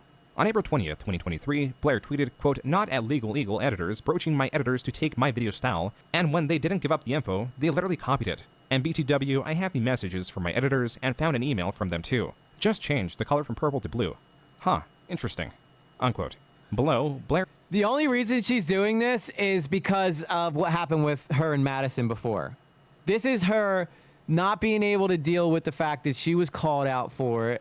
So in a way to get around what happened with her and Madison, she was like, oh, this is a perfect opportunity for me to call out someone else and show that I couldn't possibly be stealing from someone else because someone's stealing from me. Although this is where the beginning of the end begins, guys. This is where the fall of Illuminaughti really starts. Even though she was up there like doing terrible shit all the way up to this point. Illuminati's a piece of shit. There, I said it. You're a horrible woman. I doubt you watch this because there's probably a million videos out on you and you just giving up on thinking people are going to like you. But how do you live with yourself at night? Living the way you have. Like, I like to think of myself as a morally positive person. But you can always see, like, when I get a little bit... Like, I still curse. I don't try to... Anybody who overly tries to sell themselves as some kind of hero are usually probably trying to hide something else. Like, you see through this... You have to be able to see through the cracks of where someone messes up, you know? And yeah, shout out Swoop. Swoop's cool. Post the email in question. Except, the email is asking about how to make lighter colors stick out. It was not even the same effect. Beyond these tweets pointing out how this is a non-issue, there was Legal Eagle's tweet stating that his channel had been using those two styles before she did. In his second tweet, 7 minutes later, Legal Eagle responds, quote, "I think this is a misunderstanding. Maybe don't assume ill intent next time?" Unquote. This was all it took. Popular content creator H Bomber Guy responded with, quote, "I take plagiarism really seriously, so I am interested in an explanation. What exactly is wrong here?" Unquote. Professor Hugh Futenberg. Professor Futenberg has long been controversial. A man named Hugh Futenberg, a former immunologist who has been long controversial. In 1989, he was caught up in a bizarre lawsuit involving the Food and Drug Administration, which told him he had to stop injecting his autistic child patients with blood products. In 1989, he was caught up in a bizarre lawsuit with the Food and Drug Administration, which told him he had to stop injecting his autistic patients with blood products. Oh my god, this isn't even a hard one to copy. All you'd have to do is switch around the words. Yo, she's that lazy, dude. What's up, man? It's Toothpick. Long time no see. I hold the veil of righteousness. Do not question my authority. That's right. She could have been like Hugh Futenberg. He was sticking people with blood, and they said, yo, stop doing that to autistic kids. Right there. No plagiarism. You're clean. That was from Blair's video on vaccines, spliced in with Brian Deere's documentary, the one she plagiarized. The way H. Bomber Guy discovered this was when he was making his own video on the subject, and while doing research, found that he had already seen her video, because he saw Brian Deere's documentary. He had been holding on to this information until now. This chain reaction led to The Click, Wonderstruck, Oz Media, and One Topic all making Twitter threads about the dissolution of Sad Milk and Blair, exposing her manipulative tactics through spreading of rumors, vying for control, she didn't even and try to change one it against each other. Wonderstruck even posted a photo of her room captioned with, quote, "She lives like an actual monster. Her home is a mess. Like hoarder's bad," unquote. I don't know. My room's probably worse. My room's probably worse than that right now, but at least I got a bed.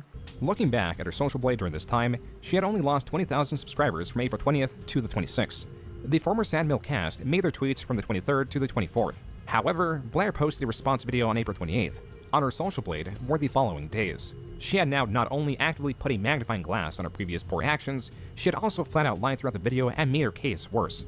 The first topic was her apology to Legal Eagle. Then she moves on to H. Bomber Guy's evidence of plagiarism, which she refutes.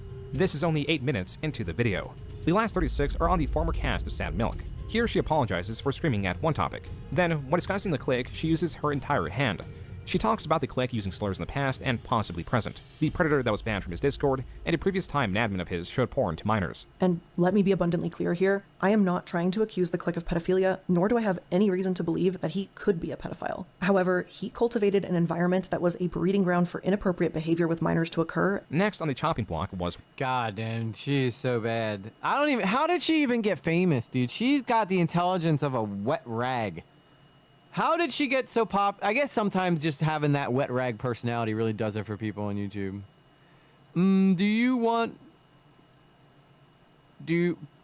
But do you make your bed in the... No, I do not make my bed in the morning. I am usually lucky if I could even get out of bed in the morning. Because I do need to clean my room now. That's probably going to be something we have to do this weekend. But I got a video I got to do too. I've been lurking, but have been listening every time. Just had some life changes and set me back. Oh, I'm sorry to hear that, Master Toothpick. Well, I'm happy to see you. I'm happy to see you in the chat. I really am. Wonderstruck. She brings forward their history while not mentioning her intention to be his landlord. She discusses how she repossessed the BMW, talks about the conflict between them and their dogs, and stated he was fired for not meeting deadlines while also not mentioning he was fired before his deadline extension.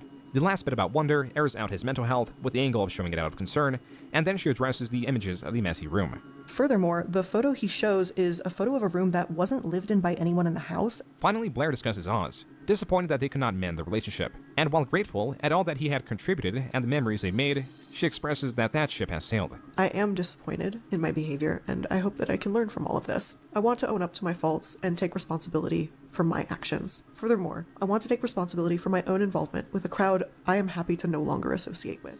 Sad Milk, the invested time, money, energy, everything had its returns paid in red. As Blair had escalated this drama to YouTube, the former members released responses to this in not-so-quick succession. On May 2nd, the clique uploaded his response, clarifying that he was asleep when the Predator was banned from his Discord, his lack of understanding of the culture around slurs in the English language, and Blair's part in it all. Before we move on, I'm just going to point out some funny hypocrisy. She said she would never be friends with someone that used that language, yet she regularly played games with me as a friend during this time, where I allegedly kept on saying these things. Which one is it? I don't think you can have both. Revealed in this video was not only Blair's actions of paying an employee $200 to find instances of click saying slurs. Can I just say I like that guy's mic's got googly eyes. I know it's kind of off topic, but who doesn't like a couple of googly eyes? It makes the mic look like a little person. But also her alt account attached to the campaign. Technically asking them to leave, I guess. It's probably worse. Going back to the rumor machine, here's the same chat room again. Here is the same account, Doobieschmerz, on Twitter. This was an account I remember distinctly from 2020, 2021, that was relentlessly harassing myself, my friends, my colleagues, my streaming colleagues, past colleagues, ex-Sad Milk members, community members, you name it. You name it. On May 11th, Wonderstruck released his video, which was more than twice as long as the clicks. It was here that he discusses his history with Blair, from Sandmilk, moving in with her and Oz, I don't know together, where I'd to be able to eventually put trying to that, become her like, tenant, googly to him eyes getting on my fired and mic. getting the BMW repossessed, and more recently, the airing out of his mental health. It is important to note that Blair also stated that Wonderstruck was fired because of an inappropriate forum comment. And the comment I made was supposed to be grounds for termination. I'd like to true. reiterate that means a total loss of income to a person. When I first started working at my job, there's a mascot for like our sports team, and we used to go around and this guy had like this huge bag of googly eyes, so he'd go around and he would just put googly eyes on every time he found the mascot, and eventually the school started, the place put out a email that was like, please, whoever's putting googly eyes on our mascot's logo, please stop. And then he got in so much trouble, but luckily the boss was like his a friend of his. Nothing major, just had to move out of the blue from the last landlord and try to keep up with my side hustle, so I do miss being part of it. Hey, you're always a part of the community, Master Toothpick, always, you know. We don't kick you out. You only remove yourself. If you want, you will always be a part of the community. This was along the lines of the comment that I made. If I could be an animal for a day, I would be a furry, and my favorite food would be ass. Before ending the video with an interview with Oz, Wonder clarifies how messy Blair was, and that the one photo shared was not of an isolated incident. These are the living conditions of Oz Media's home after Blair moved back in. Conditions he was embarrassed by. Boxes, trash, cups of mold, all sent to me again 2 years after I left Colorado. I even remember on my 22nd birthday, I had asked, like, hey, can we please get like the kitchen and living room cleaned up so we actually have like a space to exist? And that was like my birthday present for that year. While there were no additional Good Lord. He's like Harry Potter. He's like, please, for my birthday, can I just sleep in a bed for a night? I don't want to sleep in the closet tonight. God, this guy needs to have some balls. Grow up, son. Grow a beard. You're too much feminine. You're starting to remind me of Keffels. Response videos in May, coverage of Blair had picked up tremendously. She was kicked out of one of the podcasts she was part of and made a community post stating that she was taking these allegations seriously. By that, she means sending a cease and desist to Oz and Wonderstruck. In June, One Topic made his own video on Blair, which was comparatively short. This existed more so to corroborate the other stories and establish his own. The key point is corroboration. Blair had her claims against the former Sad Milk cast, but the Sad Milk cast had their own retorts and painted a clear picture of what Blair claimed, and directly and indirectly supported one another against her. As possibly her only defense, she continued action on the legal front, filing a civil protection order against Oz and Wonderstruck, which failed to go through. Blair later tried restraining orders, which also failed to go through. Still in June, Cruel World released her video covering the aforementioned videos on Blair and her own history with her. Let's just take a second to admire Madison a little bit. That girl's packing some heat. You could put googly eyes on the headiest headrest of your... Yeah, I guess I could put them back here, and then I have a chairs alive. Okay, I'm done looking at Madison now. I was just thinking, like, never mind, I'm not gonna say that. That's too far. Too far. This is a family channel. It's a family channel. It is difficult to say what action was the most destructive to her viewer base, whether it was her video or sending out the cease and desist. Whatever it was, viewership fell drastically. This is down not a family channel, by the way. From April 2023 to August of the same year. Within this period, Blair was still posting regularly. From September 16th to August 1st, she earned $2,300. Now, this was not bad compared to your average YouTube channel, until you factor in that a year ago she made $47,000 in the same period last year. Also not mentioned are the employees kept on payroll. Damn. This was hardly the only blow to her finances, as the legal fees she would incur would no doubt increase. But there was a solution. She could foreclose on Oz's house to get some of the money owed quicker. I'm sure you guys can guess. This is why on September 16th, 2023, Oz made a video talking about the foreclosure, the GoFundMe to pay for it, and an upcoming video on Blair of sizable length. I've put a lot of things in my life on hold to produce this video, ending up with nearly 110 pages of a manuscript which details as much of what I can. And let me tell you something. Didn't he never release this?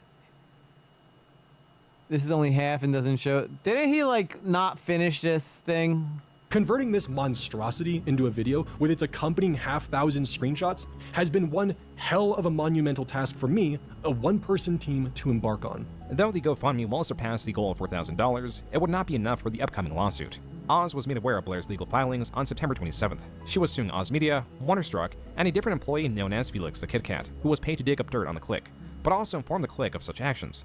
Though Blair's channel already appeared to be irrecoverable by late 2023, there were two aspects that solidify this. One was the ongoing lawsuit.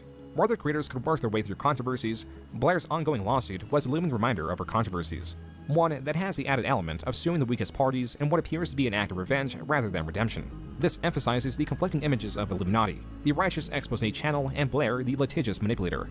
The second aspect is more straightforward in the fact that her videos are passable. You know, I wouldn't be shocked if Madison knows who I am, because I'm sure that when all that shit happened with Savannah, because I think Savannah was friends with Madison, she probably like sent my video to him like, can you believe this fucking guy? And Madison was like, oh my god, ew. So Madison probably hates me, but I still love you, Madison. That's all I want to say. I am not Sarah. This is a family channel. This family channel starting now. Can't talk like that in the chat. And once exposed to that fact, it is harder to look at them the same way. It is this feeling and grander concept of plagiarism that HBomberGuy tackles in his video, Plagiarism and YouTube. While Blair's section is only around 40 minutes of his nearly 4-hour-long video, it hammers in the issues with Blair's content, demeanor, response video, and the problem with content mills like hers. Blair watched a documentary and then downloaded it and used it to make her own. In the first 20 minutes, she plays a chunk of the documentary, or just quotes it, 25 times. More than once a minute, you're hearing something Brian Deere said, from his mouth or hers. That was the same documentary that HBomberGuy covered in his video on vaccines, and the one he sourced his tweets towards Blair from. HBomberGuy's video sits at 36 million views. Being that Blair's section is relatively early on. 36 million views. This dude dusted her off the face of the planet. Now we know why he has Bomber Guy. I am not using both hands. You would see me literally moving or shaking in some way. In the video, undoubtedly, many new people were given the tools to understand why her videos are poorly made. Only 3 days later, on his second channel, HBomberGuy released a 20-minute video solely on Blair. This covers how her videos were sometimes built on misinformation, which makes the point of the video moot and damaging. In similar fashion to how he exposed Blair's plagiarism of Brian Steer's documentary, he shows how she did it with documentaries covering the Fire Festival. This video, while receiving less viewership than his plagiarism video, was still more viewed than even her most viewed video, and through examining many of Blair's videos, he is correct. This is easiest to explain when starting from the beginning of her growth. These contain a selection of popular Reddit posts only tied together through the theme of the subreddit, and to that extent, her videos reading them. This format is so close to her video essays, it is almost unbelievable. To break this down, she gathers articles, videos. You guys are getting way too detailed with this. This is not going up as its own video, by the way. This is for funsies, okay? Because I will not have a video go up on one of my channels suggesting that I do something that Jesus would not approve of. Whatever is easiest to get on any given topic and presents it with little to no connecting tissue or analysis, practically sacrificing quality for the sake of faster uploads. A good example of this is her video titled The Myth of the Lazy Millennial, and Why Gen Z is Next. In this video, Blair summarizes article after article which are only loosely related to the subject matter. The video is attempting to dispel this myth, but for some reason, Blair is focusing on industries millennials are blamed for killing. And somehow she contradicts her own sources. Laziest generation, according to boomers of course, is trying its best to off the common 9-to-5 workflow that Dolly Parton sang against about 3 decades ago. And Dolly Parton is most certainly not a millennial, and that song seems to show that even she understands the 9-to-5 labor structure is bullshit. All right, Daniel's crew, I mean, we're almost done this anyway, so once we're done this, we'll probably be wrapping up the stream. So if I don't see you, Daniel's crew, thank you so much for all of your contributions tonight. But you do, EG, you told us yesterday you rubbed one. No, I did not, Sarah. What's disturbing is that he put his finger up his Listen, what I do with my fingers is none of your business, all right?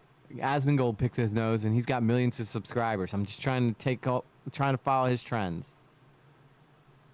But if you dip out, Daniel's crew, and you come back and we're not here, thank you again for everything you've done tonight. You're amazing. Yeah, thank you, Maya. Tell him, stop picking on me. I'm just a little guy. Blair, in her sources page, links to this page about the song 95, which explains the song was about gender inequality. This video, like many of Blair's, are carried by article after article after article, and if one ends, then it's on to the next article, instead of treating any of these as a jumping off point into her own analysis. To add to the problem, she trusts and quotes sources blindly. Side note, Blair in her expose video states that her plagiarism of Brian Deere's documentary was an oversight, particularly in how she played a section of the documentary, only to then quote it without making it clear she was doing so. Since then, I've learned to be much more overt and obvious with citations, something that may not have been perfectly clear to me 3 years ago. I apologize for the oversight of not making that quote more clear. In fairness, her vaccine video was several years ago, but the millennial video was only around 4 months before she made that statement, and lo and behold. Interesting about these mechanisms, though, is that the better we see our past or the more we excel at certain traits, the more we tend to see the youth as deficient in those specific areas. Oh, dude, there's no f***ing way she wrote that. No way! She's definitely reading that out of a book. I am not wearing pants. Yeah, I'm not wearing pants again today. All right? Deal with it. All right? You don't see my lower half. You just have to... I'm not freeballing, though. I got boxers on. All right? I just like to be comfy. Let the boys breathe down there. For example, very intelligent people will perceive today's youth to be especially less intelligent. Well-read people will especially think today's youth don't like reading. And authoritarian people will think that kids these days are less respectful. To clarify, Blair does add her own commentary, her own through line or message. But it doesn't work. This is Blair's conclusion to her video. It's hard to put yourself in someone else's shoes, but maybe we should give it a try. There always seems to be just one little tiny thing missing. Consideration. Then this is her commentary from the very same video. The laziest generation, according to boomers. The cliche became so widespread that millennials couldn't even attend a family holiday dinner without hearing from their overly opinionated uncle about how their sense of entitlement and their poor attitude was killing his beloved sport of golf. They know what things were like for them, but don't see how it's different for the younger generations. And spoiler alert, boomers inadvertently made it worse. It almost comes as no surprise then that millennials and Gen Z are treating the boomer generation the same way you'd treat an incessant know-it-all who's always trying to one-up you at every turn. They're just turning away and ignoring them. This video is a hodgepodge of loosely related articles. It gives credence to divisive articles. But I'll tell you what, it's like a blueprint for how to become famous online in the most unethical way possible that will one day probably blow up in your face once you reach fame. So the best thing to do is to go find documentaries, copy the documentaries word for word till your channel blows up, then go and unlist all those documentaries so the H-Bomber guy can't find them. Sound like a plan, guys? That's what we're doing. But later acknowledges those articles are as such, but only after she had retorted in the same fashion. What's more, the video is a corporate casket video, which is meant to focus on businesses.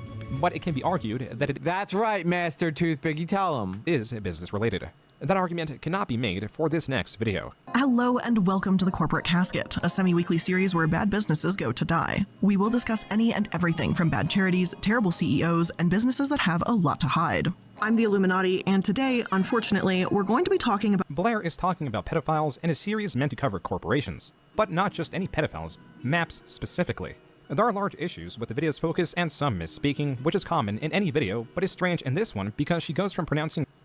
Oh, no, he wasn't talking to you, Daniel. He's talking to the two that are getting at me the most. he wasn't referring to you. He said that you're the best. He was saying, so he was just saying that you were the best. He just said it in an interesting way. So I think he said Daniel's crew is the beast. Like like saying you're the beast.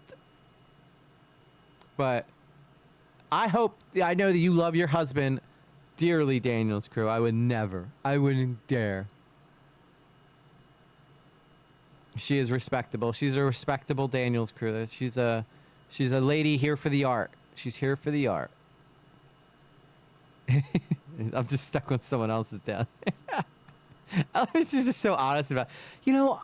It's not that I'm not a fan of down there. I just like someone else's down there. Derriere.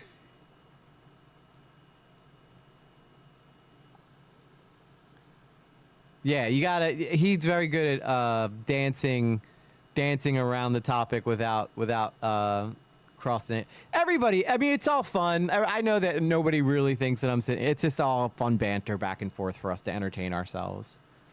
So, you know, it's good times, good times. I don't mind. It's, you know, I gotta stay sharp. I gotta stay sharp over here, you know, guys. I gotta have a laser focused mind, so you guys can't trick me into doing anything I don't want to do. Virtuous pedophiles correctly to calling them virtual. They call themselves virtual pedophiles, or VERPED for short. Even going against what the quote says on screen.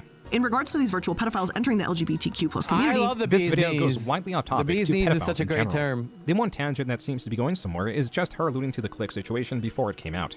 as kind of an offset tangent, I remember there was someone I used to be friends with who ran a Discord server, and my friends and I found out that there was someone in that server who was above the age of 18, like explicitly talking about how they were in love or like in a relationship of some gross fucking variety with a 14-year-old. And then I stopped being friends with that person because that person wouldn't do anything about it. And they go, well, that's their personal life, like they can deal with it. And I was like, what the fuck? In her own tangent, she even gets the timeline wrong. The Discord fiasco took place in September 2020 when she stated she was proud of him. It was only after the click left a month later that she became hostile towards him. You will not be good. And before moving on, here is another example of spreading misinformation.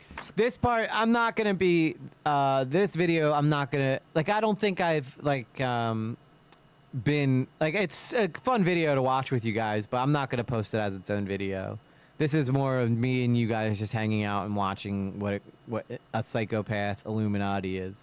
If I was gonna do a video on Illuminaughti, I'd probably just do my own, you know. June the King's doing a great job with this, but we're just kind of reacting to it as a way to hang out, you know, and find an interesting thing to watch.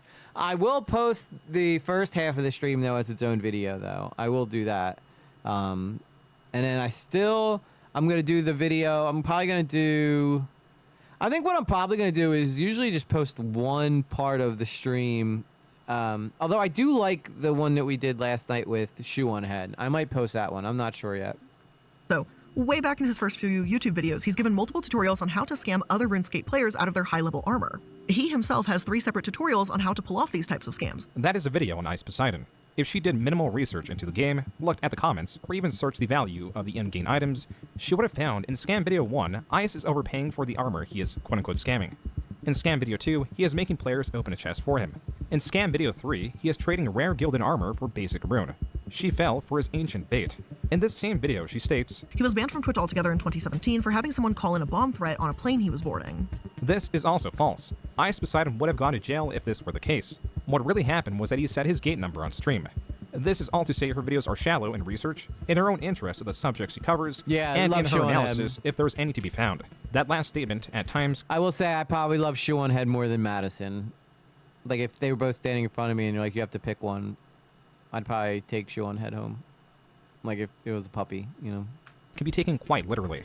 But what about other storms? And why does this keep happening?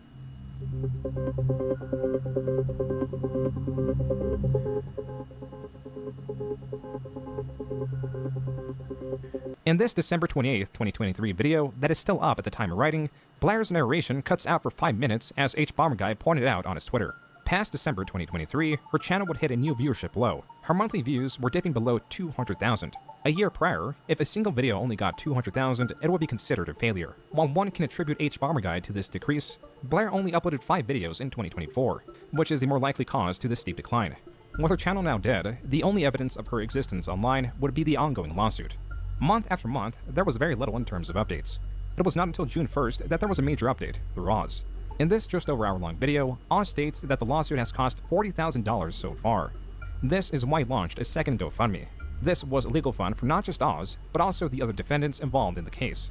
Being that the legal process is slow, I love the love especially going considering on in the Blair's failures comments. to substantiate her claims in the chat. lawsuit, meaning that she had to continually amend her side, allowed only by a very generous judge. Overall, Oz describes the progress of the lawsuit and Blair's claims, and makes a clear intention that because of stressors in and outside lawsuit, settling would be optimal if they cannot get the case dismissed. This seemed to be more and more the case. They could not even get Felix's case dismissed, which was due to an alleged breach of contract when he came forward with the information that he was paid to dig up dirt on the click. Even though that happened before he signed an NDA, was employed by a separate company of hers, and it was arguable that the payment was not even a business transaction.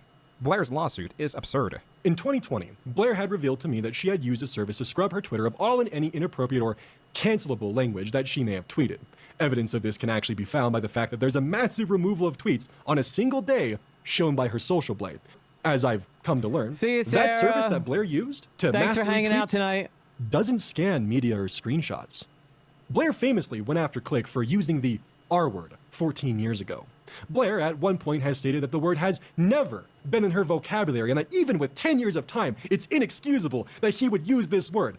Oh my God, is he about to drop her saying the R word? Blair can be seen in this tweet using the exact word in question that she condemns and damns others for using. Only 3 years prior to her stating, that word was never in my vocabulary. While Oz failed to link to this tweet, it very so much stupid. exists and is still up. The reason this lie and hypocrisy matters is because of what Blair alleges in the lawsuit. Blair asked Felix to find Mark Drek saying the R slur in Sad Milk's raw audio. 120. Defendant Felix then asserts that Blair, though she publicly disapproves of the R slur, uses it in private. 121. This statement carries a defamatory meaning because it implies that Blair is both a hypocrite and a bigot. Her words, not mine. In a short update Oz released in October, Oz stated that the negotiations have failed, and the cost had inflated to $80,000, even though the lawsuit had yet to enter discovery. Things were looking grim. Then, there was one final update, released at the start. Dude, he's gotta be wearing makeup. Is he wearing makeup? Dude, 100% transitioning. I'm telling you right now, 100% transitioning.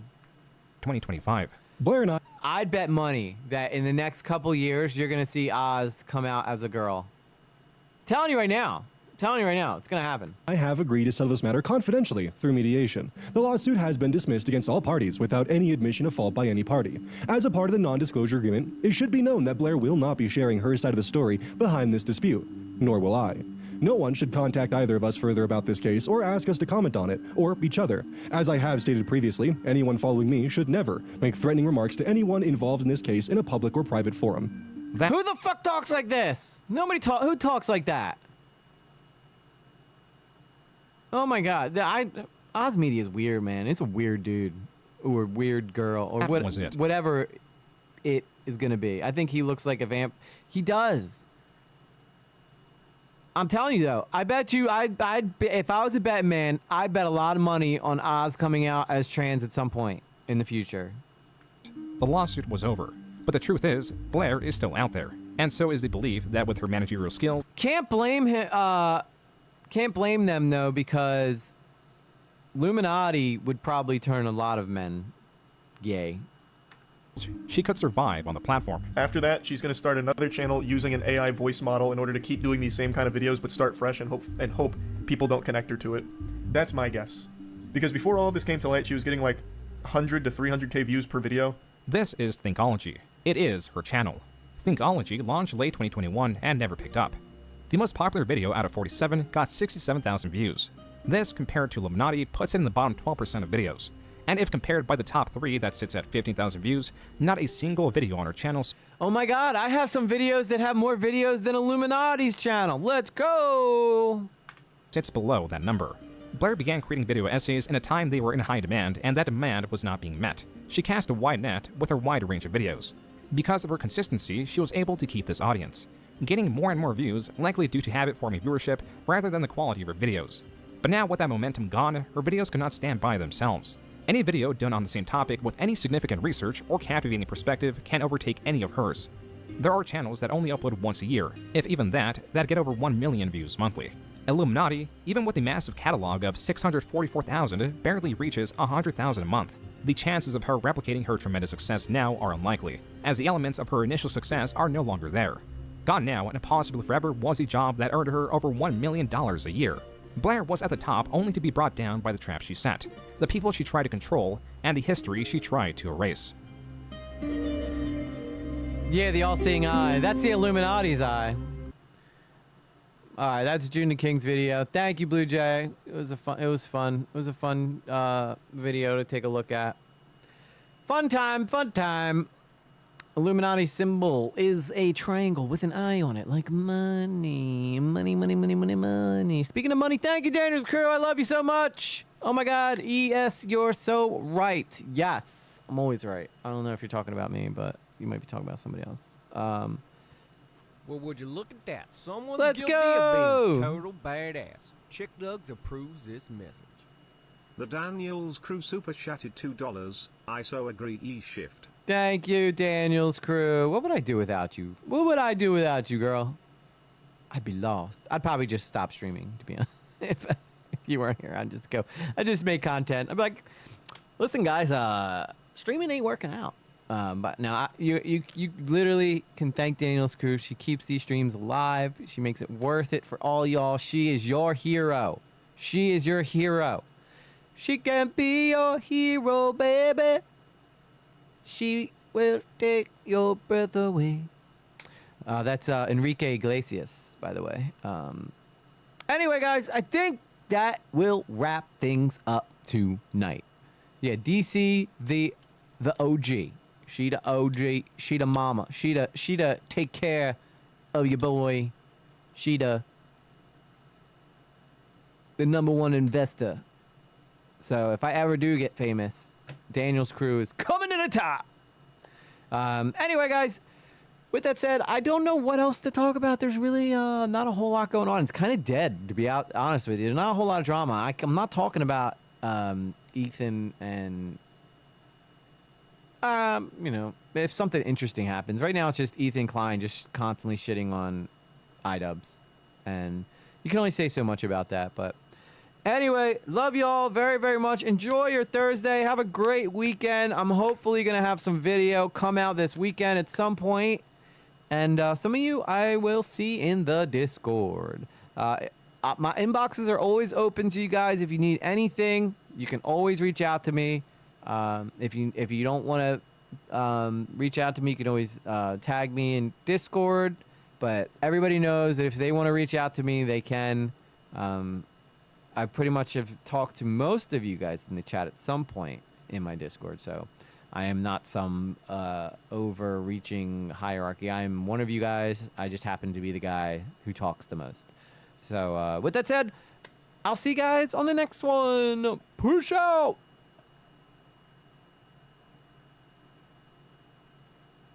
Peace out!